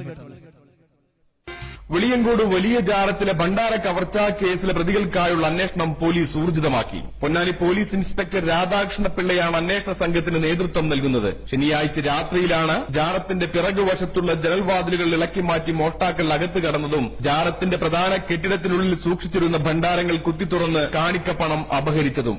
ഏകദേശം 4 ലക്ഷത്തോളം രൂപയാണ് മോഷ്ടാക്കൾ അപഹരിച്ചതെന്ന് ജാറം നടത്തിപ്പുകാർ പറഞ്ഞു. കേസ് അന്വേഷണത്തിന്റെ ഭാഗമായി മലപ്പുറം ഡോഗ് സ്ക്വാഡും വിരലടയാള വിദഗ്ധരും സംഭവസ്ഥലം സന്ദർശിച്ച് തെളിവെടുപ്പ് നടത്തി. കണ്ടോ? വീട്ടിൽ എന്തെങ്കിലും കളവ് പോയാൽ ജാറത്തിൽ പൈസ ഇടും. വീട്ടിൽ എന്തെങ്കിലും പോയാൽ ജാറത്തിൽ പൈസ ഇടാ. ജാറത്തിൽ പോയാൽ പോലീസ് സ്റ്റേഷനിൽ പരാതി. അവസാനം ഡോഗ് സ്ക്വാഡ് വരെ വരിക. ഡോഗിനുള്ള ഘ്രാണശക്തി പോലും ബാക്കി പൂരിപ്പിച്ചോളാം. ഞാൻ പറയുന്നില്ല. നിങ്ങളാലോചിച്ചോക്ക്, അതിന് മണത്ത് വന്ന് പിടിക്കാനുള്ള കഴിവെങ്കിലും ഉണ്ട്. പക്ഷേ നിങ്ങൾ വിളിക്കുന്ന വലിയന് തന്റെ തൊട്ടടുത്ത് വെച്ചിരിക്കുന്ന പാവങ്ങൾ ഇട്ട് തന്ന പൈസ, ആ പൈസ മോഷ്ടാക്കൾ വന്നെടുത്തുകൊണ്ട് പോകുമ്പോൾ ഒന്ന് ഒച്ചയിട്ട മതിയല്ലേ പേടിപ്പിച്ച്. ഒരു ഒച്ചയിട്ട പോരെ, ഓൻ പിന്നെ അവിടെ നിൽക്കോ? മണ്ടൂലോ? വേറൊന്നും വേണ്ട, കൈന്ന് പിടിക്കണ്ട. പാതിരാത്രി എടുക്കാൻ വരുമ്പോ ഒരു ഒച്ച ഉണ്ടാക്കിയ പണി. നിങ്ങൾ ആലോചിച്ച് നോക്ക്. ഇതൊക്കെ അറിയണോലാണ് ഈ വന്നത്. ഇതിലൊന്നും നോ അന്തം വിത്തോട്ട് കുന്തം ഇതൊന്നും ഇല്ലാന്ന് അറിയുന്ന ആളുകളാ. ഉറപ്പായിട്ടും ഇവർക്കറിയാം ഇതൊന്നും നടക്കൂല, അവർക്കറിയാം. അപ്പൊ പ്രിയപ്പെട്ട സഹോദരന്മാരെ, ഇങ്ങനെ ഇതിന്റെ ഉള്ളിൽ കിടക്കുന്ന ആളുകൾക്ക് നടക്കൂല എന്ന് ഞമ്മക്കൊക്കെ അറിയാം. നമ്മളത് ജനങ്ങളോട് പറഞ്ഞു. അള്ളാഹു ഇടക്കിടക്ക് അതിങ്ങനെ കള്ളന്മാരുടെ രൂപത്തിൽ ചില അടയാളങ്ങൾ ഇങ്ങനെ കാണിച്ചു കൊടുക്കുക. എന്നിട്ടും കോമിന് മനസ്സിലാവണില്ല. എന്നിട്ടും അള്ളാഹു അല്ലാത്തവരെ വിളിച്ചു തേടാൻ പച്ച നുണകൾ പറഞ്ഞ് പ്രചരിപ്പിക്കുന്നു. ആ വിളിയോ നബിതങ്ങളെ ഡയറക്റ്റ് വിളിക്കുന്നത് കാണാം നമുക്ക്. ഈ മദ്രസ ഏറ്റെടുക്കണേ പാപ്പ, ഈ മദ്രസ ഏറ്റെടുക്കണേ പാപ്പ, എല്ലാ കാര്യം പകഹായി കൊടുക്കണേ പാപ്പ, എല്ലാ മുറാദ് ആസ്വലായി കൊടുക്കണേ പാപ്പ, തൊട്ടകാലം വിജയിപ്പിക്കണേ പാപ്പ, തൊട്ടകാലം വിജയിപ്പിക്കണേ പാപ്പ, പാപ്പന്റെ പൊരുത്തം സഹായം നോട്ടുണ്ടാണ് പാപ്പ, ഈ മദ്രസ കബൂലാക്കണേ പാപ്പ, ഞങ്ങളെ മുഅ്മിനീങ്ങളെ കൂട്ടിപ്പെടുത്തണേ പാപ്പ, ആക്കിബത്ത് നന്നാക്കി തരണം പാപ്പ, ആക്കിബത്ത് നന്നാക്കണേ പാപ്പ, നമ്മളെ ഖബറിനെ നമ്മൾ വിശാലമാക്കി തരണം പാപ്പ, അർശിന്റെ തോന്നാവൂട്ടണേ പാപ്പ, റയ്യാനത്തെന്ന സ്വർഗം നൽകണേ പാപ്പ, സുറാത്ത് പല സ്വലാമത്വാക്കി പാപ്പ. എല്ലാം ഉപ്പാപ്പാനോട് ചോദിക്കാം. അള്ളാന്റെ വേറൊരു പേരല്ല കേട്ടോ ഉപ്പാപ്പാന്ന്. ഞങ്ങളെ വിചാരം എനിക്കറിയാം. ചോദിച്ചൊക്കെ പഠിച്ചവനോട് ചോദിക്കണ കാര്യങ്ങളാണ്. ആക്കിബത്ത് നന്നാക്കി തരണേ, സ്വർഗം തരണേ, മക്കളെ നന്നാക്കണേ, ഇതൊക്കെ പഠിച്ചവനോട് പറയണം. നീ ഉപ്പാപ്പാന്ന് നീ പഠിച്ചവനെ മലയാളത്തിൽ വിളിക്കണ പേരാണെന്ന് നീ ആരെങ്കിലും തെറ്റിദ്ധരിച്ച് പോകണ്ടെന്ന് വെച്ചിട്ട് ഞാൻ പറഞ്ഞു. ഉപ്പാപ്പ എന്ന് പറഞ്ഞ റസൂലുള്ളാഹിനെ വിളിക്കലാണ്. കാരണം എന്താ, എല്ലാം കിട്ടിയിട്ടുണ്ട്. ഈ അടുത്തൊരു പിന്നെ വിസ്ഡം ജിന്നുവാദിയായിട്ട് നമ്മളെ കൂട്ടത്തിലൂടെ സംസാരിച്ചപ്പോ ഒരാൾ പറയണത്രേ, യാ റസൂലല്ലാഹ് ഖുദ് ബിയദീ, ഹേ നബിയെ എന്റെ കൈക്കൊന്ന് പിടിക്കണേ. യാ സയ്യിദി യാ റസൂലല്ലാഹി ഖുദ് ബിയദി മാലി സിവാക വലാ അൽവിലാ ഹദീ. നബിയെ എന്റെ കൈക്കൊന്ന് പിടിക്കണേ, നിങ്ങൾ എന്നെ രക്ഷപ്പെടുത്തണേ എന്ന് ഒരാൾ പറഞ്ഞാൽ പെടുന്നനെ അയാൾ മുശ്രിക്കാണെന്ന് പറയരുത്, അയാൾ ശിർക്ക് ചെയ്തെന്ന് പറയരുത്. കാരണം നേതാവ് ഉസ്താദ് ആരാണ്? ഉസ്താദ് ഇപ്പൊ വലിയ ഉസ്താദ് മുസ്ലിയാർ മൂപ്പരാണല്ലോ വലിയ ഉസ്താദ്. വലിയ ഉസ്താദ് ഈ കുട്ടികൾ ഇങ്ങനെ തടുത്തു കൂട്ടി ഇങ്ങനെ കൊണ്ടുപോകാണ് മറ്റിടത്തേക്ക് തന്നെ. നമ്മളെ സക്കരിയ സലായി പറഞ്ഞു ഫൈസൽ മുസ്ലിയാർ നേരെ ഗർവാപ്പസി നടത്താണ്. മനസ്സിലായോ? മൂപ്പരുടെ ഓരോ വാദങ്ങളും ഏകദേശം 6 റൂട്ടിലാണ്. അങ്ങനെ പറഞ്ഞു നോക്കും. ക്ലച്ച് പിടിച്ചാൽ വണ്ടി പോകും, ക്ലച്ച് പിടിച്ചില്ലെങ്കിൽ തോപ ചെയ്യും. മനസ്സിലല്ലേ? ക്ലച്ച് പിടിച്ചാൽ സംഗതി അങ്ങനെ അങ്ങോട്ട് പോകും, ക്ലച്ച് പിടിച്ചില്ലെങ്കിൽ നേരെ ഉൾട്ടയടിക്കും. നിങ്ങൾ ആലോചിച്ച് നോക്കണേ, ഈ ആളുകൾ അതേ വർത്തമാനം പ്രവാചകൻ സല്ലല്ലാഹു അലൈഹി വസല്ലമയുടെ പേരിൽ ഇങ്ങനെ വിളിച്ചാൽ ശിർക്കാണോ അല്ലേ എന്ന് പെട്ടെന്ന് പറഞ്ഞു പോകരുത്. നമ്മളൊന്ന് അയാളോട് ചോദിച്ചിട്ട് പറയാൻ പാടുള്ളൂ കേട്ടോ. കാന്തപുരത്തിന് ചോദിക്കണം യാ സയ്യിദി യാ റസൂലല്ലാഹി ഖുദ് ബിയദി എന്ന് കാന്തപുരത്തെ ചെന്ന് ചോദിച്ചു നോക്കാം. പിന്നെ ഇപ്പം ബറേൽവികളുടെ ഗ്രാൻഡ് മുഫ്തി കൂടിയായല്ലോ. ബറേൽവികളുടെ ഗ്രാൻഡ് കിട്ടുന്ന മുഫ്തി, അങ്ങനെയാണ് ബറേൽവികളുടെ ഗ്രാൻഡ് കിട്ടുന്ന ഒരു മുഫ്തി കൂടി ആക്കിയിട്ടുണ്ട് ഇപ്പൊ മൂപ്പരെ. എന്തായാലും ആയിക്കോട്ടെ, അദ്ദേഹത്തോടൊന്ന് പോയി ചോദിച്ചു നോക്കാം. അല്ല, പ്രവാചകൻ സല്ലല്ലാഹു അലൈഹി വസല്ലമ അല്ലാഹു ആണ് എന്ന നിങ്ങൾക്ക് വല്ല വിശ്വാസമുണ്ടോ? സൃഷ്ടിയല്ല സ്രഷ്ടാവാണ് എന്ന വിശ്വാസമുണ്ടോ? ഇല്ല, നമുക്ക് അങ്ങനെ വിശ്വാസം ഇല്ല. എന്നാ കുഴപ്പമില്ല. സൃഷ്ടിയാണെങ്കിൽ സൃഷ്ടിയുടെ കഴിവിൽപ്പെട്ടതാണെങ്കിൽ ചോദിക്കാം. അള്ളാഹ്ക്ക് മാത്രമാണ്, അങ്ങനെ അള്ളാഹ്ക്ക് മാത്രമേ ഉള്ളൂ. അല്ലാത്ത രൂപത്തിൽ സൃഷ്ടികൾക്ക് കഴിയുന്ന രൂപത്തിലൊക്കെ സാധാരണക്കാർക്ക് സാധാരണ കഴിവ്, അസാധാരണക്കാർക്ക് അസാധാരണ കഴിവ്, നല്ല സൃഷ്ടികളാണ്. ഔലിയാക്കളാണ് അമ്പിയാക്കളുടെ നയങ്ങൾ ഇവിടെ പഠിപ്പിക്കുന്നവർ. ഔലിയാക്കളാണ് അമ്പിയാക്കളുടെ ഉമ്മത്തുകളെ ആത്മീയമായ ചൈതന്യം നൽകി ആത്മീയ പുരോഗതി നൽകുന്നവർ. സഹോദരങ്ങളെ, അപ്പോൾ നമ്മുടെ ആത്മാവിനെ ശുദ്ധീകരിക്കാൻ, നമ്മുടെ ഹൃദയത്തിൽ കിബിർ വരാതിരിക്കാൻ, നമ്മുടെ ഹൃദയത്തിൽ ഗർവ് വരാതിരിക്കാൻ, നമ്മുടെ ഹൃദയത്തിൽ അസൂയ വരാതിരിക്കാൻ, നമ്മുടെ ഹൃദയത്തിൽ ചീത്തയായ വിചാരങ്ങളും വികാരങ്ങളും വരാതിരിക്കാൻ, നമ്മുടെ ഹൃദയത്തിൽ ഏത് സമയത്തും രഹസ്യമായും പരസ്യമായും അല്ലാഹുവിനെ ഭയപ്പെടുന്ന അവസ്ഥ ഉണ്ടാവാൻ, ഈ ഹൃദയത്തെ നിയന്ത്രിക്കാൻ അതിലുള്ള മന്ത്രിമാരാണ്, അതിലുള്ള സെക്രട്ടറിമാരാണ് അല്ലാഹുവിന്റെ അമ്പിയാക്കളും മൗലിയാക്കളും. അത് പറയാൻ നേരത്തെ മൂപ്പർക്കൊരു കള്ളച്ചിരിയുണ്ട്. കാരണം ഇത് കളവാണല്ലോ പറയാൻ. ബാക്കിയൊക്കെ ഗൗരവത്തിൽ പറഞ്ഞ് ലാസ്റ്റ് വരുമ്പോണ്ട് ഒരു ചിരി. ആ ചിരിയുടെ അർത്ഥം എന്താ വെച്ചാൽ, ചങ്ങായിമാരെ ഞാനത് കളവ് പറയാൻ പോവാണ്. കേട്ടോളൂ ഒന്നും കൂടെ. അതുകൊണ്ടാണ് ഖുർആൻ പറഞ്ഞത് വൽമുദബ്ബിറാത്തി അംറാ, ലോകത്തിനെ നിയന്ത്രിക്കുന്നവർ. ആ ആളുകൾ അവരുടെ ഹയാത്ത് കാലത്തും നിയന്ത്രിക്കും, മൗത്തിന്റെ ശേഷവും നിയന്ത്രിക്കും. കണ്ടോ? ഫൽമുദബ്ബിറാത്തി അംറാ. ആരെ കുറിച്ചാണ് ഇത് പറഞ്ഞത്? വലിയകളെ കുറിച്ചാണ്. കാന്തപുര ബക്കർ മുസ്ലിയാർ ആയത്ത് ദുർവ്യാഖ്യാനിക്കുകയാണ്. തന്റെ അള്ളാഹുവിന്റെ ഔലിയാക്കൾക്ക് നമ്മളെ നിയന്ത്രിക്കുവാനും കാര്യങ്ങൾ ചിട്ടപ്പെടുത്തുവാനുമൊക്കെയായി അള്ളാഹു നിശ്ചയിച്ചവരാണവർ. അവരാണ് അള്ളാഹുവിന്റെ മന്ത്രിമാർ. സുബ്ഹാനല്ലാഹ്. പരിശുദ്ധ ഖുർആൻ അല്ലാഹു പറഞ്ഞിട്ട് വലാ തദ്രിബൂ ലില്ലാഹിൽ അംസാൽ, നിങ്ങൾ അള്ളാഹ്ക്ക് ഉദാഹരണം പറയരുത്, ഉപമ പറയരുത്. ഇസ്ലാക്കന്മാര് മൊത്തത്തിൽ കാണിക്കുന്ന കളി അതാണ്. അള്ളാഹുവിനെ പ്രധാനമന്ത്രി സ്ഥാനത്തിർത്തും, അല്ലെങ്കിൽ അള്ളാഹിനെ മുഖ്യമന്ത്രി സ്ഥാനത്തിർത്തും, ബാക്കി കീഴെ കുറെ മന്ത്രിമാരെയും വെക്കും. ഈ മന്ത്രിമാരും മുഖ്യമന്ത്രിയും അല്ലെങ്കിൽ പ്രധാനമന്ത്രിയും മന്ത്രിമാരും തമ്മിലുള്ള ബന്ധം പോലെയാണ് ഔലിയാക്കളും അള്ളയും തമ്മിലുള്ള ബന്ധമെന്ന് പറഞ്ഞ് അള്ളാഹുവിനെ കൊച്ചാക്കുന്ന ഒരു സ്വഭാവം. അതിന്റെ ഇടയ്ക്ക് ഒരു കാര്യം ചോദിച്ചോട്ടെ, എല്ലാ മന്ത്രിമാരും കൂടി ഒന്നായാൽ മുഖ്യമന്ത്രി താഴെ പോകുകയില്ലേ? ബോലോ ഭയ്യ. പോവില്ല. എല്ലാ മുഖ്യമന്ത്രിമാരും കൂടെ ഒരുമിച്ച് കൂടി പാലം വലിച്ചു നോക്കാം. മുഖ്യമന്ത്രി താഴെ പോവോ? പോകും. എന്തൊരു കഥയാണ്. എല്ലാ ഔലിയാക്കന്മാരും കൂടി അള്ളാഹ്ക്കുള്ള പിന്തുണ പിൻവലിച്ചെന്ന് വിചാരിക്കും, പഠിച്ചതായ പോകും. എവിടുന്ന് ഈ മുസ്ലിയാക്കന്മാർ ദീന് പഠിച്ച്? മനസ്സിലായോ? ഇവരിങ്ങനെ ദുർവ്യാഖ്യാനിച്ചു. അതേപോലെ സ്വന്തം ആശയം കൽപ്പിക്കാൻ, സ്വന്തം ആശയം ഉറപ്പിക്കാൻ, നേരത്തെ ഇവിടുന്ന് അബ്ദുറഹ്മാൻ സലഫി പറഞ്ഞതുപോലെ ഫൈസൽ മുസ്ലിയാർ അദ്ദേഹമതാ തങ്ങളുടെ വാദം ഉറപ്പിക്കാൻ വേണ്ടി ഖുർആനിന്റെ ആയത്തും ദുർവ്യാഖ്യാനിക്കുകയാണ്. ദുർവ്യാഖ്യാനിച്ചു മാത്രമല്ല, സൂറ അൽ-അൻആമിന്റെ 128-ാമത്തെ ആയത്ത്, യാ മഅ്ശറൽ ജിന്നി ഖദ് ഇസ്തക്സർതും മിനൽ ഇൻസ്, അതാ പരിശുദ്ധ ഖുർആനിൽ അല്ലാഹ് പഠിപ്പിക്കുകയാണ്. ആയത്ത് നേരത്തെ ഇവിടെ ഉദ്ധരിക്കപ്പെട്ടത് കൊണ്ട് ഞാനത് വിശദീകരിക്കണില്ല.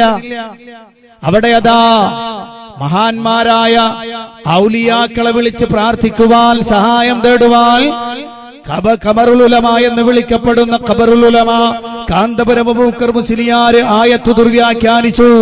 ഇവിടെ ഇതാ ഫൈസൽ മുസ്ലിയാർ 128 128-ാമത്തെ ആയത്തും ദുർവ്യാഖ്യാനിച്ചു.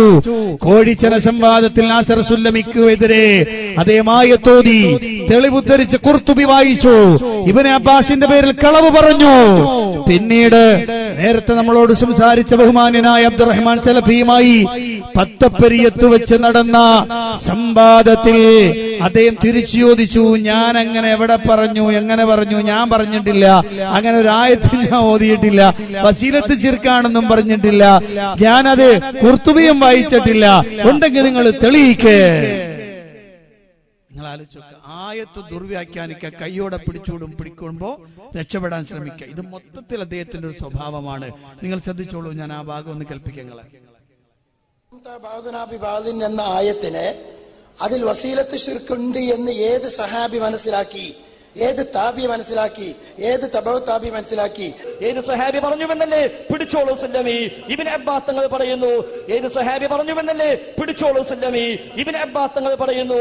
നിങ്ങൾക്ക് കേൾപ്പിക്കാൻ കഴിയോ? വ്യവസ്ഥയിൽ അതില്ല, എന്നാലും വേണമെങ്കിൽ ഞാൻ അനുവാദം നൽകാം. വസിയത്തു ശിർക്ക് എന്ന് ഇബ്നു അബ്ബാസ് പറഞ്ഞു എന്ന് ഞാൻ പറഞ്ഞിട്ടുണ്ടെങ്കിൽ താങ്കൾ അത് കാണിക്കണം, താങ്കൾ തെളിയിക്കണം. ഇല്ലാത്ത കളവ് ശിർക്ക് ആരോപിച്ച പോലെ, ആയത്ത് ദുർവ്യാഖ്യാനം ആരോപിച്ച പോലെ ഇതും മേലെ കെട്ടിവെച്ചിട്ട് മറുപടി പറയാമെന്നാ വിചാരിച്ചത്. ആ തന്ത്രം ഇവിടെ പറ്റൂല. വസിയത്തു ശിർക്ക് എന്ന് ഖുർത്തുബിയിൽ പറഞ്ഞ വാചകം വായിച്ചുകൂടേനാ? ആരാ പറഞ്ഞു സലഫി ഖുർത്തുബിയിൽ വസിയത്തു ശിർക്ക് എന്നുണ്ട് എന്ന് ഈ ഫൈസൽ മുസ്ലിയാർ പറഞ്ഞു? ജിന്നുകളോട് സഹായം ചോദിക്കുന്നതിൽ വസീലത്ത് ശിർക്കുണ്ട് എന്ന് ഈ ആയത്ത് വിശദീകരിച്ച് ഇമാം ഖുർത്തുബി എവിടെയാണ് അതിന്റെ വിശദീകരണത്തിൽ പറഞ്ഞത്? അതാണ് മുസ്ലിയാരെ കൊണ്ടുവരേണ്ടത്. പിന്നെന്താ ആയത്ത് ദുർവ്യാഖ്യാനിച്ചതാ? എന്താ ദുർവ്യാഖ്യാനിച്ചത്? ഞങ്ങൾ പറയും, ഇതാ ഖുർത്തുബി ഞാൻ തരാം, നിങ്ങൾ വായിക്കൂ. ഞാൻ വായിച്ച ഭാഗം ഖുർത്തുബിയിലില്ലെങ്കിൽ നിങ്ങൾ തെളിയിക്കണം. എവിടെ പറഞ്ഞു? ഇന്നേ വരെ ഒരൊറ്റ വേദിയിൽ പോലും കോഴിച്ചൻ സംവാദത്തിലും പറഞ്ഞിട്ടില്ല, അതിന് ശേഷവും പറഞ്ഞിട്ടില്ല വസിയത്തു ശിർക്ക് എന്ന് ഖുർത്തുബിയിൽ ഉണ്ട് എന്ന് ഈ ഉള്ളവൻ പറഞ്ഞിട്ടില്ല. പറയാത്തത് ഇങ്ങോട്ട് ആരോപിച്ചിട്ട് അതിനെ. അപ്പൊ നോക്കൂ പ്രിയപ്പെട്ടവരെ, അല്ല ഒരു ചോദ്യം ചോദിച്ചോട്ടെ, നിങ്ങളെന്ന് ആലോചിച്ച് നോക്ക്. നമ്മളൊക്കെ അല്പം ചോറിനുന്ന കൂട്ടത്തിലാണല്ലോ. സൂറത്ത് അൻആമിലെ 128-ാമത്തെ ആയത്ത് എന്തിനാ ഓതിയത്? ആ ആയത്തിന്റെ പേരിൽ ഇബ്നു അബ്ബാസിനെ എന്തിനാ വായിച്ചത്? ഖുർത്തുബി എന്റെ കയ്യിലുണ്ട്, കിതാബ് കൊണ്ടുവന്നിട്ട് ഫോട്ടോസ്റ്റാറ്റ് അല്ല എന്ന് പറഞ്ഞുകൊണ്ട് ഖുർത്തുബി കിതാബ് എന്ന തഫ്സീർ എടുത്തു ധരിച്ചത് എന്തിനാ? ഇതുവരെയും ഉത്തരം കിട്ടാത്തൊരു ചോദ്യം. ഈ ആയത്ത് ദുർവ്യാഖ്യാനിച്ചു. വസീലത്ത് ശിർക്കാണ്. ജിന്നിനോടുള്ള ഇസ്തിയാനത്ത് അത് വസീലത്ത് ശിർക്കാണ് എന്ന് പറഞ്ഞ് ആര് പറഞ്ഞു എന്ന് ചോദിച്ചപ്പോ ഇബ്നു അബ്ബാസിന്റെ പേര് പറഞ്ഞു. ഇല്ലേ? എവിടെയുണ്ട്? ഇമാം ഖുർത്തുബിയുടെ തഫ്സീറുൽ ഖുർത്തുബിയിലുണ്ട്. പത്തപ്പരിയത്ത് വന്ന പറഞ്ഞ്, ഞാൻ അങ്ങനൊന്നും പറഞ്ഞിട്ടില്ല, നിങ്ങൾ കാണിക്കുന്നുണ്ടെങ്കിൽ വ്യവസ്ഥയിൽ അങ്ങനെ ഇല്ലെങ്കിലും നിങ്ങളൊന്ന് കാണിച്ചേരീൻ. നിങ്ങളൊന്ന് ആലോചിച്ച് നോക്കണം. ഇതാണ് ഖൗമ്, ഇതാണ് ആള്. പരിശുദ്ധ ഖുർആൻ പിന്നെ ഒരിക്കലും 128-ാമത്തെ ആയത്ത് ഒരിടത്ത് ഓതിയിട്ടില്ല. ഒരൊറ്റ മുസ്ലിയാർക്കും ഓതാനും കഴിഞ്ഞിട്ടില്ല. അതിന്റെ കൂടെയുള്ള കുറെ മൗലവിമാരെ കൊണ്ട് നടക്കേണ്ട, അവർക്കും അത് കഴിയില്ല. ഇന്ന് വരെ ഒരാൾ ഓതൂല. ഓതിയിട്ട് നേരത്തെ പറഞ്ഞതുപോലെ വിശദീകരിക്കാനും അവർക്ക് കഴിയില്ല. കാരണം എന്താ? പച്ച ദുർവ്യാഖ്യാനമാണത്.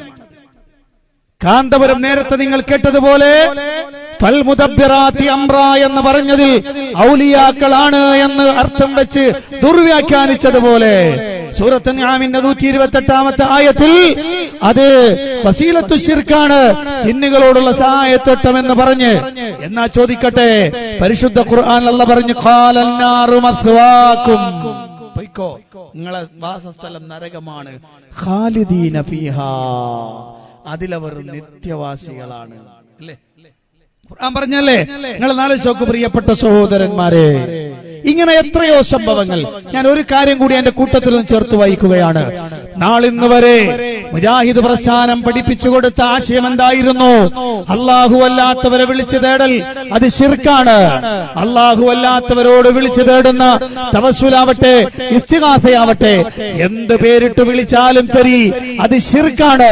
ഹക്ക് ജാഹ് ബർക്കത്ത് കൊണ്ട്, മഹാന്മാരുടെ ഹക്ക് ജാഹ് ബർക്കത്ത് കൊണ്ട് തേടുകയാണെങ്കിൽ അത് ബിദ്അത്താണ് എന്ന് പറഞ്ഞെന്നല്ലാതെ ഇവർ ഇസ്തിഗാസ പോലെ തന്നെ തവസ്സുലിനെയും ഇവർ കൊണ്ടു നടക്കുന്നു. മഹാന്മാരോട് നേരിട്ട് പ്രാർത്ഥിക്കുന്നു, നേരിട്ട് സഹായം തേടുന്നു, നേരിട്ട് ശഫാഅത്ത്. ഇത് ഇസ്ലാം പഠിപ്പിച്ചു തന്ന ആശയത്തിനെതിരാണ്. ഇത് എല്ലാവർക്കും അറിയണ യാഥാർത്ഥ്യമല്ലേ? എല്ലാവർക്കും അറിയണ യാഥാർത്ഥ്യം. ഫൈസൽ മുസ്ലിയാർ മുജാഹിദ് പ്രസ്ഥാനത്തിലേക്ക് കടന്നു വന്നതിന് ശേഷം കേരളത്തിൽ ഒരു ചർച്ച വന്നു. അത് ലബ്ബാദാരിയുമായി ബന്ധപ്പെട്ട ചർച്ചയായിരുന്നു. ആ ചർച്ചയിൽ അദ്ദേഹം ജബ്ബാദാരിമി നാരിയത്ത് സ്വലാത്തിനെ കുറിച്ച് അത് ശിർക്കല്ല എന്ന് പറഞ്ഞു. അതോടൊപ്പം തന്നെ ഇസ്തിസ്ഖലി ഉമ്മത്തിക്ക എന്ന് റസൂലുള്ളാഹിന്റെ ഖബറിന്റെ അടുത്ത് ചെന്ന് ഒരാള് മഴയ്ക്ക് വേണ്ടി പറഞ്ഞ സന്ദർഭം, ആ വിഷയത്തെ കുറിച്ച് വിശദീകരിക്കുമ്പോൾ നമ്മൾ പറഞ്ഞു അതല്ല, അത് പറ്റൂല, അങ്ങനെ ഒരു സംഭവം തന്നെ സഹിയായി വന്നിട്ടില്ല, അത് ശിർക്കായ പ്രവർത്തനമാണ്, സമ്മതിക്കാൻ പറ്റൂല എന്ന് മുജാഹിദുകൾ ഒന്നടങ്കം പറഞ്ഞു. അന്ന് ഫൈസൽ മുസ്ലിയാരും പറഞ്ഞു കേട്ടോ. വേണ്ടി പ്രവർത്തിക്കുകയും ചെയ്യുന്നത് ബോധ്യമായപ്പോൾ നമ്മളപ്പോൾ ആളല്ലേ വിചാരിച്ച് നമ്മൾ ഉണ്ടാകുന്നില്ല തുറന്നു പറയാൻ നമ്മൾ സന്നദ്ധ കാണിച്ചിട്ടുണ്ട്. അതുകൊണ്ട് ഇടമുറിയാത്ത കണ്ണീന്ന് മുമ്പ് എഴുതിച്ച വാക്കെടുത്തിട്ടില്ല, അതുകൊണ്ട് നിങ്ങൾക്ക് ഇനി ഒഴിവാക്കാൻ പറ്റില്ല എന്ന് പറഞ്ഞ് കൂടെ കൂട്ടിയെങ്കിൽ ആ കണ്ണിൽ വേറെ പലരുണ്ടല്ലോ, അബ്ബദാരിമി മാത്രമല്ലല്ലോ, ആ കണ്ണിൽ എണ്ണിപ്പറഞ്ഞ മറ്റൊരുപാട് ആളുകൾ അവരെ കുറിച്ച് എന്താ ഉപരിക്ക് പറയാനുള്ളത്? അപ്പൊ കണ്ണിയിൽ നിൽക്കുന്ന കാലത്ത് കണ്ണിയാണെന്ന് പറയും. ഒരു പക്ഷേ ചിലപ്പോൾ കണ്ണിയായിട്ടുണ്ടാവില്ല, അന്നേ മുറിഞ്ഞതായിരിക്കും, ആ മുറിവ് ഒരു പക്ഷെ നമ്മൾ കണ്ടിട്ടുണ്ടാവില്ല എന്ന് മാത്രം. ഏതായിരുന്നാലും ഈ സംവാദം നടക്കുകയോ നടക്കാതിരിക്കുകയോ അത് എന്ത് പറഞ്ഞു എന്നോ എന്ത് പറഞ്ഞില്ല എന്നോ നമ്മെക്കുറിച്ച് വിഷയമേ അല്ല. നമ്മെ സംബന്ധിച്ച് നാരിയാസുലാത്തും ഇസ്തസ്കലി ഉമ്മത്തിക്ക എന്ന സംഭവവും തീർച്ചയായും ശിർക്ക് തന്നെയാണ്. ഒരു സംശയം നമുക്ക് ആ വിഷയത്തിൽ ഇല്ല. പ്രവാചകൻ ഖബറിൽ ചെന്നാലും ഖബറിൽ ചെന്നില്ലെങ്കിലും പ്രാർത്ഥിക്കണേന്ന് പറഞ്ഞാലും നബിയോട് പ്രാർത്ഥിച്ചാലും അതെല്ലാം അഭൗതിക മാർഗത്തിൽ നബിയോടുള്ള തേട്ടം തന്നെയാണ്. അതുകൊണ്ട് ശിർക്കാണെന്ന വിഷയത്തിൽ നമുക്ക് സംശയമില്ല എന്ന് നമ്മൾ വ്യക്തമായി മനസ്സിലാക്കുക. ഖുബൂരികൾ കാലങ്ങളായി ഇസ്തസ്കലി ഉമ്മത്തിക്ക എന്ന ഹദീസുമായി വന്നപ്പോ നമ്മളൊക്കെ പറഞ്ഞു കൂട്ടരത് ശിർക്കാണ്, സ്വഹീഹല്ല, നിങ്ങൾക്ക് തെളിവല്ല, സ്വഹീഹല്ല, നിങ്ങൾക്ക് തെളിവല്ല, സ്വഹി ആണെങ്കിലും തെളിവല്ല നമ്മൾ പറഞ്ഞിട്ടില്ല അവിടെ. കാരണം എന്താ, അത് സ്വഹി ആണെങ്കിൽ തെളിവ് തന്നെയാണ്, പക്ഷെ സ്വഹിയല്ല എന്ന് നമ്മൾ സ്ഥാപിച്ചു കൊടുത്തു. അവിടെയാണ് നമ്മൾ നിന്നിട്ടുള്ളത്. പക്ഷേ അന്നും മനസ്സിലാക്കാത്ത ചില ആളുകൾ ഒരു പക്ഷേ ചില പദപ്രയോഗം നിർവഹിച്ചിട്ടുണ്ടാവാം. ഏതായിരുന്നാലും ശരി, നമ്മെ സംബന്ധിച്ച് അത് തീർച്ചയായും ശിർക്ക് തന്നെയാണ്. കാരണം പ്രവാചകനെ മഴയ്ക്ക് വേണ്ടി തേടണേ എന്ന് നബിയുടെ ഖബറിനെ പോയി പറയണമെങ്കിൽ നബി അത് കേൾക്കുന്നും നബി അറിയുമെന്നും നബി അത് മനസ്സിലാക്കുമെന്നും നബി അതനുസരിച്ച് പ്രതികരിക്കുമെന്നും എനിക്ക് വേണ്ടി നബി തേടുമെന്നുമുള്ള ഒരു വിശ്വാസം ഉള്ളിലുണ്ടാകുമ്പോഴല്ലേ നബിയുടെ ഖബറിനെ ചെന്നിട്ട് പറയാൻ കഴിയുള്ളൂ. മാത്രമല്ല അത് ശിർക്കല്ലെങ്കിൽ പിന്നെ ഇനി മറ്റൊരു ചോദിക്കാലോ, ഖബറിന് പോയ ശിർക്കല്ല, ഇപ്പുറത്ത് വന്ന ശിർക്ക് എന്ന് പറയാൻ പറ്റുമോ എന്ന് ചോദിക്കാം. ഖബറിന് തേടിയ ശിർക്കല്ല, നാട്ടിൽ നിന്ന് തേടിയ ശിർക്ക്, അതെന്ത് മാനദണ്ഡം എന്നൊക്കെ ചോദിക്കാം. രണ്ടാമതൊരാൾക്ക് എന്ത് ചോദിക്കാം, നബിന്റെ ഖബറിന് പോയി പറഞ്ഞ ശിർക്കല്ലെങ്കിൽ പിന്നെ മമ്പളം ചാർത്ത് പറഞ്ഞ ശിർക്കല്ലോ എന്ന് രണ്ടാമതൊരുത്തർ ചോദിക്കാം. അങ്ങനെ ചോദ്യങ്ങൾ പോകും, ശിർക്കിന്റെ ഗൗരവം കുറയും. അതുകൊണ്ട് ഇസ്തസ്കലി ഉമ്മത്തിക്ക എന്ന ഹദീസിൽ വന്ന ആ ടെക്സ്റ്റ് അത് ശിർക്ക് തന്നെയാണ്, ഒരു സംശയമില്ല. ലബ്ബാദാരിമി പോലും അവിടെ അല്ലെന്ന് സ്ഥാപിക്കാൻ വേണ്ടി എന്നോണം കൊണ്ടുവന്ന ഇബ്നു ബാസിന്റെ വാചകം അത് അദ്ദേഹം തന്നെ വായിച്ചു പോയി. പല പണ്ഡിതന്മാരും ഇത് നൗഉൻ ശിർക്കി, ശിർക്കിന്റെ ഒരു ഇനമായി. അപ്പോൾ മൊത്തത്തിൽ നമുക്ക് മനസ്സിലാക്കാം, ആദ്യകാലത്ത് ഇസ്തസ്ഖിലി ഉമ്മത്തിക്ക എന്നത് റസൂലുള്ളാഹിന്റെ ഖബറിന്റെ അടുത്ത് എന്ന് പറയൽ അത് ശിർക്ക് തന്നെയാണ്. അതിൽ യാതൊരു സംശയവും മുജാഹിദുകൾക്കില്ല. അത് ശിർക്കല്ല എന്ന് പറഞ്ഞു പോയാൽ അതിനെ തുടർന്ന് ധാരാളം പ്രശ്നങ്ങൾ ഉണ്ടാകും. ഖബറിന്റെ അടുത്ത് ചെന്ന് പറഞ്ഞാൽ ശിർക്കല്ലെങ്കിൽ ദൂരെ നിന്ന് പറയുന്നതും ശിർക്കാകൂല. റസൂലുള്ളാന്റെ ഖബറിന്റെ അടുത്ത് ശിർക്കല്ലെങ്കിൽ ഔലിയാഇന്റെ അടുത്തും ശിർക്കല്ല എന്ന് പറയേണ്ടി വരും. ഇങ്ങനെ ധാരാളം അബദ്ധങ്ങളിലേക്ക് വീണുപോകേണ്ടി വരും. അതുകൊണ്ട് നമ്മൾ ഉറപ്പിച്ചു പറയുന്നു അത് ശിർക്ക് തന്നെയാണ്. അല്ലേ? സംശയമില്ല. പക്ഷെ ജിന്ന് തലക്ക് പിടിച്ച് വിശാലമായി അതിന്റെ പിരാന്തൊക്കെ തലക്ക് പിടിച്ച് അതിനെങ്ങനെ വിശദീകരിച്ച് നടന്ന് അവസാനം ഇക്കാഞ്ഞങ്ങാട് ഇവിടെ വെച്ചല്ലേ അത് നടന്ന്, ഇവിടെ വെച്ച് നടന്ന മുഖാമുഖത്തിൽ നേരത്തെ പറഞ്ഞങ്ങോട്ട് മറന്നുപോയി. അങ്ങനെയാണ് കുറെ വിഷയങ്ങൾ ഇങ്ങനെ കള്ളത്തരം പറഞ്ഞുകൊണ്ടിരുന്നാല് ആദ്യം പറഞ്ഞെന്താ അങ്ങോട്ട് മറന്നുപോകും. അതാണ് ഈ പ്രശ്നം. അപ്പൊ കുറെ ഇങ്ങനെ ഇല്ലാത്തത് പറഞ്ഞു നടന്നാല് കുറച്ച് ഉള്ളതൊക്കെ ആയിട്ട് മറന്നു പോകും. പിന്നെ ഇല്ലാത്ത തന്നെ ആയിരിക്കും പറഞ്ഞു പോവാ.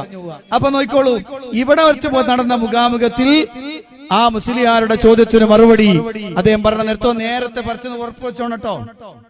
നേരത്തെ പറഞ്ഞത് ഓർമ്മ വെച്ചോണം.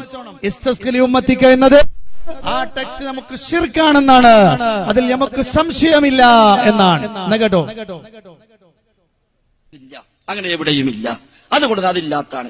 ഇനി ഒരാൾ വന്ന് പറഞ്ഞു അത് ശിർക്കാണോന്ന്, അത് ശിർക്കല്ല, അത് ഇസ്തിഗാസയുമല്ല, അത് തവസ്സുലാണ്. ഇസ്തിഗാസയല്ല. ഇല്ല, ഒരു കിതാബിലും ഇസ്തിഗാസയാണ് ഇത് എന്ന രൂപത്തിൽ ഇത് വ്യാഖ്യാനിച്ചിട്ടേയില്ല. മൂപ്പര് അസ്സല് കൊണ്ടുവരും. ഫൈസൽ മുസ്ലിയാർ ഒരു പ്രത്യേകം എന്താന്ന് വെച്ചാൽ അയാൾ ഒരു വിഷയം പറയും, എന്നിട്ട് മൂപ്പർ അതിനൊരു അസ്സലും ഉണ്ടാക്കും. ഇപ്പൊ എന്താ വിഷയം? ഇസ്തസ്ഖലി ഉമ്മത്തിക എന്നത് ഒരാൾ പോയി റസൂലുള്ളാഹിന്റെ ഖബറിന്റെ അടുത്ത് എന്ന് പറഞ്ഞാൽ അത് ശിർക്കല്ല, ഇസ്തിഗാസയല്ല. ഇനെന്താ അസ്ല്? അത് ഇസ്തിഗാസയുടെ ബാബിൽ ആരും ഉദ്ധരിച്ചിട്ടില്ല. അസ്ലതാ. ഒരു കാര്യം ഇസ്തിഗാസയുടെ ബാബിൽ ഉദ്ധരിച്ചാൽ മാത്രമേ അത് ഇസ്തിഗാസയാവൂ.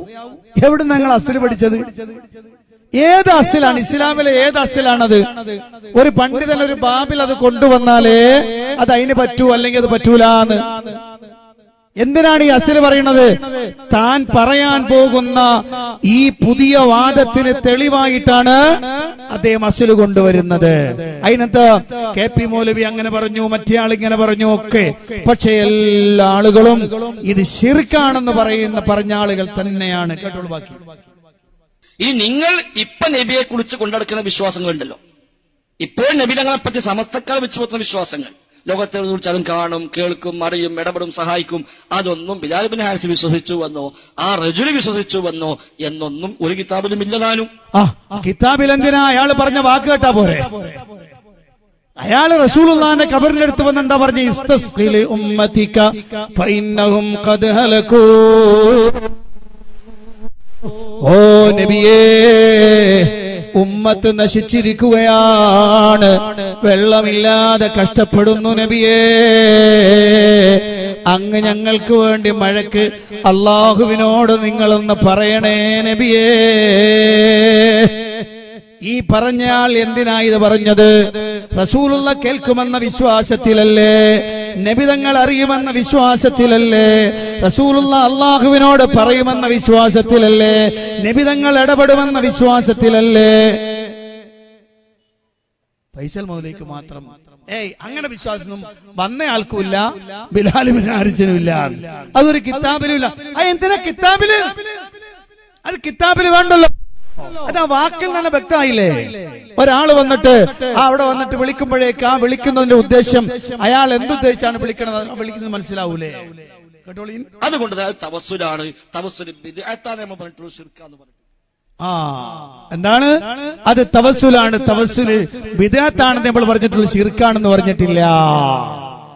കേരളത്തിലെ സുന്നികൾ, കേരളത്തിലെ സമസ്തക്കാര് നടത്തുന്ന തവസ്സുൽ, ആ തവസ്സുൽ അള്ളാഹുവിന്റെ റസൂലിനെ അടയാളനാക്കിക്കൊണ്ട് ശുപാർശകനാക്കിക്കൊണ്ടുള്ള വിളി, ആ വിളി ശിർക്കാണെന്നല്ലേ നമ്മൾ പറയാ? അല്ലേ? വേണ്ട. ഈ അടുത്ത കാലത്ത് മരണപ്പെട്ടുപോയ അബ്ദുൽ ഹക്ക് സുല്ലമിയ മയൂർ, അദ്ദേഹത്തിന്റെ വിശ്വാസകാര്യങ്ങൾ അള്ളാഹു എന്ന ആ പുസ്തകത്തിൽ തന്നെ ശിർക്കാണെന്ന് ബോധ്യപ്പെടുത്തിയിട്ടില്ലേ? അതുപോലെ തന്നെ KP മുഹമ്മദ് മൗലവി എഴുതിയിട്ടില്ലേ? തവസ്സുൽ എന്ന അദ്ദേഹത്തിന്റെ പുസ്തകത്തിൽ തന്നെ ശിർക്കാണെന്ന് എഴുതിയിട്ടില്ലേ? നിങ്ങളാലോചിച്ചോക്ക്, ഇതിങ്ങനെ ഇവിടെ നിന്ന് ഇങ്ങനെ സവിസ്തരം പ്രതിപാദിച്ചു, എല്ലാം വേണ്ടതൊക്കെ വിശദീകരിച്ചു. എന്നിട്ട് കേട്ടോണേ, പിന്നെ മൂപ്പര് ആളുകൾ പിടിക്കാൻ തുടങ്ങിയപ്പോ മൂപ്പരൊന്ന് മാറ്റി കേട്ടോളി. അന്ന് എന്റെ മനസ്സിലേക്ക് അത്ര ഓടിയില്ല. ഒരു മുഖാമുഖമാണ്, സ്വാഭാവികമായും നമ്മൾ മറുപടി പറയുമ്പോൾ എല്ലാം കൂടി മനസ്സിലേക്ക് പെട്ടെന്ന് ഓർമ്മ വരണമെന്നില്ലല്ലോ.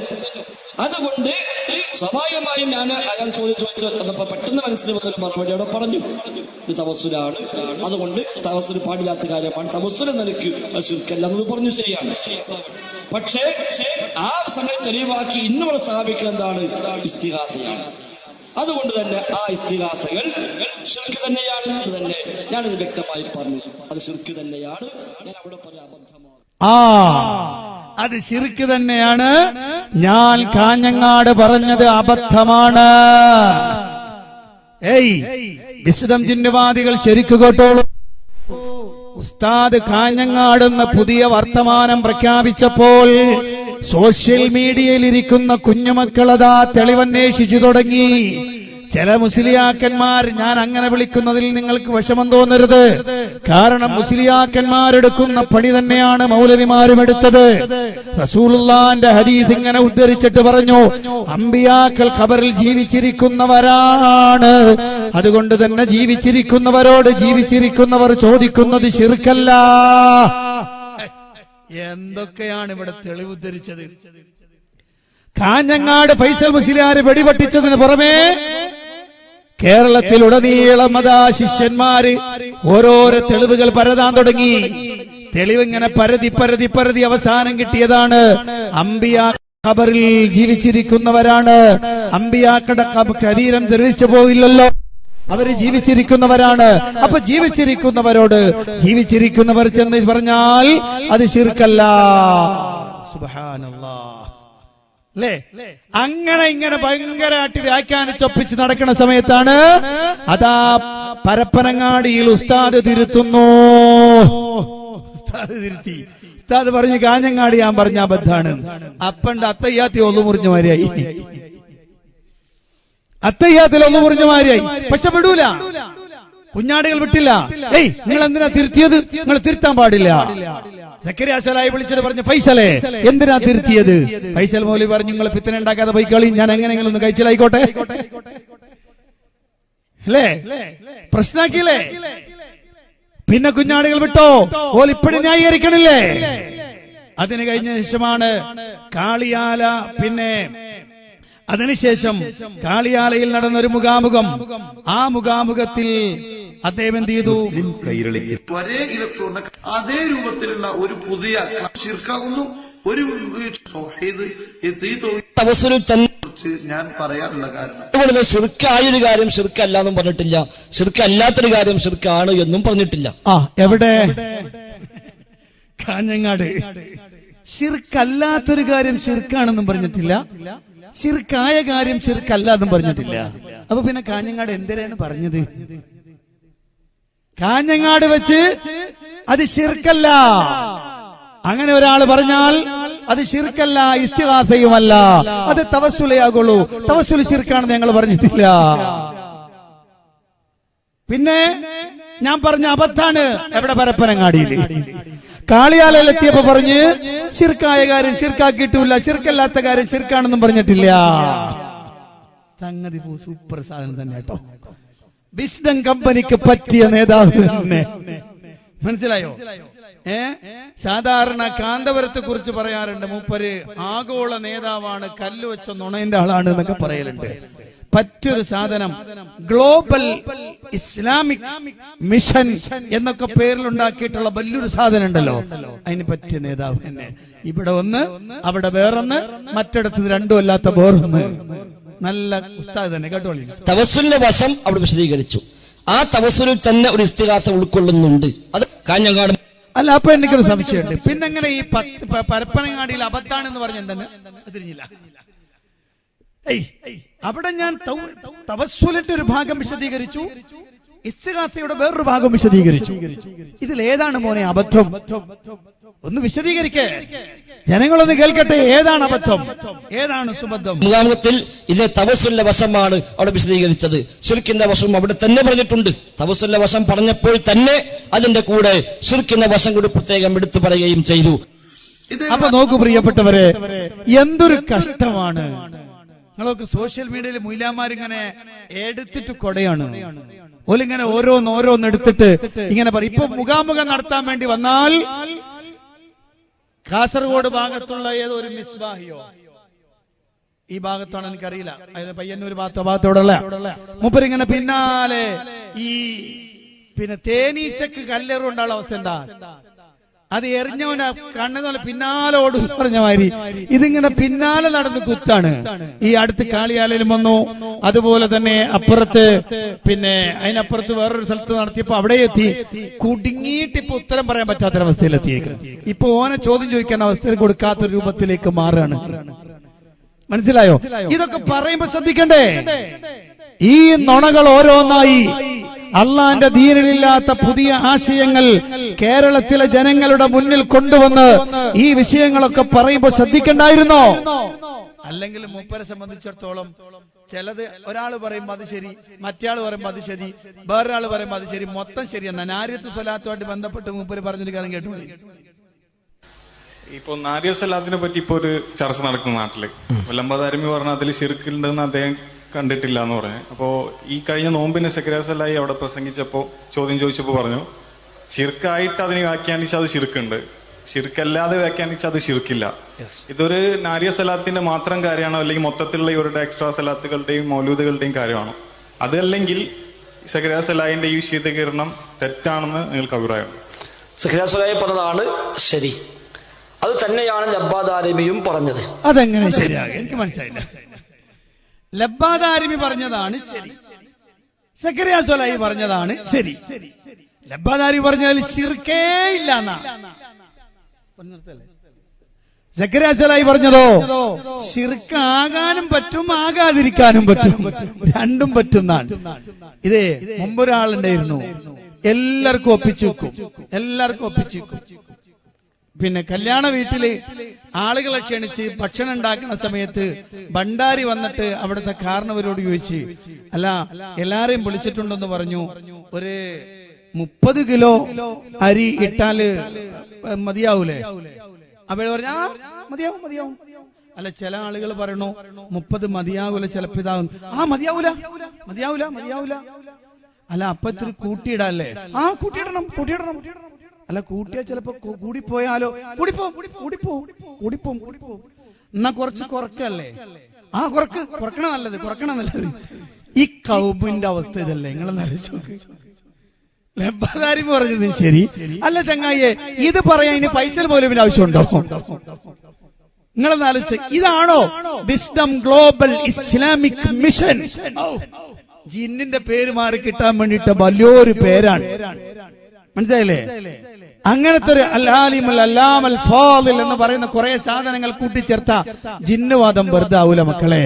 നിങ്ങൾ ഉണ്ടാക്കിയെടുത്ത ഈ അസുലും നിങ്ങൾ ഉണ്ടാക്കിയെടുത്ത ജിന്നുവാദവും ജനങ്ങളുടെ മുന്നിൽ പറയാൻ പോലും കഴിയാതെ നിങ്ങൾ വളരെ പ്രയാസത്തിലാണ്. ഈ കഴിഞ്ഞ ദിവസം മുഖ്യമന്ത്രിയുടെ അഡ്രസ്സിൽ കുറെ ആളുകൾ വാഴപ്പിണ്ടി അയച്ചു കൊടുത്തു. നിങ്ങളൊക്കെ കണ്ടിട്ടുണ്ടാവും. ഞാൻ ആ രാഷ്ട്രീയത്തിലേക്ക് അടക്കില്ല. ശരിക്ക് വേണ്ടത് വിസ്ഡം ജിന്നുവാദികൾക്കാണ് അയച്ചു കൊടുക്കേണ്ടത്. എന്തുകൊണ്ടാന്ന് വെച്ചാൽ ജനങ്ങളുടെ മുന്നിൽ എഴുന്നേറ്റ് നിന്ന് നട്ടെല്ല് നിവർത്തി ഒരു ആദർശ പ്രഖ്യാപനം നടത്താൻ മുജാഹിദ് പ്രസ്ഥാനത്ത് തുരങ്കം വെച്ചുകൊണ്ട് പുതിയ ഒരാശയം വെട്ടിപ്പെടുത്തി പുറത്തുപോയി ഇപ്പോൾ പുതിയ സംഘടനയായി പ്രവർത്തിക്കുന്ന അവർ, ആ ആളുകൾ തങ്ങളുടെ ആദർശമൊന്ന് പറയട്ടെ. തൊട്ടടുത്ത് ഇപ്പൊ പുഴയാ കാണാനില്ല, ചൂണ്ടക്കാരനെ കാണാനില്ല, വിജനപ്രദേശം കാണാനില്ല, ഒന്നുമില്ല. ഇപ്പൊ ഞങ്ങൾ ദഅവത്തിലാണ്, ഞങ്ങൾ വലിയ ആദർശ റൂട്ട്സിലാണ്, ഇങ്ങനെ പലതിലുമാണ് അവർ. ആയിക്കോട്ടെ, നിങ്ങൾ എന്തിലും ആയിക്കോട്ടെ, പക്ഷെ നിങ്ങളുടെ പുറത്ത് പതിച്ചിരിക്കുന്ന ചാപ്പയുണ്ടല്ലോ, ജിന്നെന്ന് പറയുന്ന ചാപ്പ, ഈ സമുദായത്തെ തകർത്തിട്ട് മുജാഹിദ് പ്രസ്ഥാനത്തിന്റെ ഐക്യം തകർത്ത്, മുജാഹിദ് പ്രസ്ഥാനത്തിന്റെ ആദർശത്തെ തകർത്തിട്ട് നിങ്ങൾ ഇറങ്ങിപ്പോയപ്പോ നിങ്ങളുടെ പുറത്ത് കിട്ടിയ ചാപ്പയുണ്ടല്ലോ, ആ ചാപ്പ മാറൂല. ഇതൊക്കെ ഞങ്ങൾ ഇവിടുന്ന് പറയുന്നറിയാം. അതുകൊണ്ട് ഞങ്ങൾക്ക് അവിടുന്ന് വൈറളെയ്യത്, ഞങ്ങൾക്ക് പള്ളിക്കൽ നിന്ന് വൈറളെയ്യത്.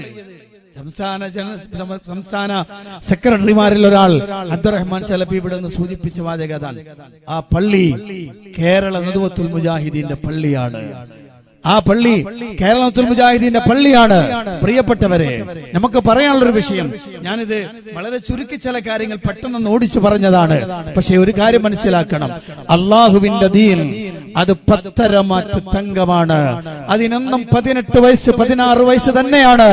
അതിൽ യാതൊരു കളങ്കമുണ്ടാവില്ല. ആ ആദർശം ഇവിടെ തിളങ്ങി വിളങ്ങി നിൽക്കുന്നു. ഖിയാമത്ത് നാൾ വരെ ലാ ഇലാഹ ഇല്ലല്ലാഹ് എന്ന ഈ ഉന്നതമായ ആദർശത്തെ തച്ച് തകർത്ത് തരിപ്പണമാക്കി ആരെങ്കിലും തകർക്കാമെന്ന് വിചാരിക്കുന്നുവെങ്കിൽ അത് നടക്കില്ല, അത് നടക്കില്ല, അത് നടക്കില്ല എന്ന് മാത്രമാണ് നമുക്ക് പറയാനുള്ളത്.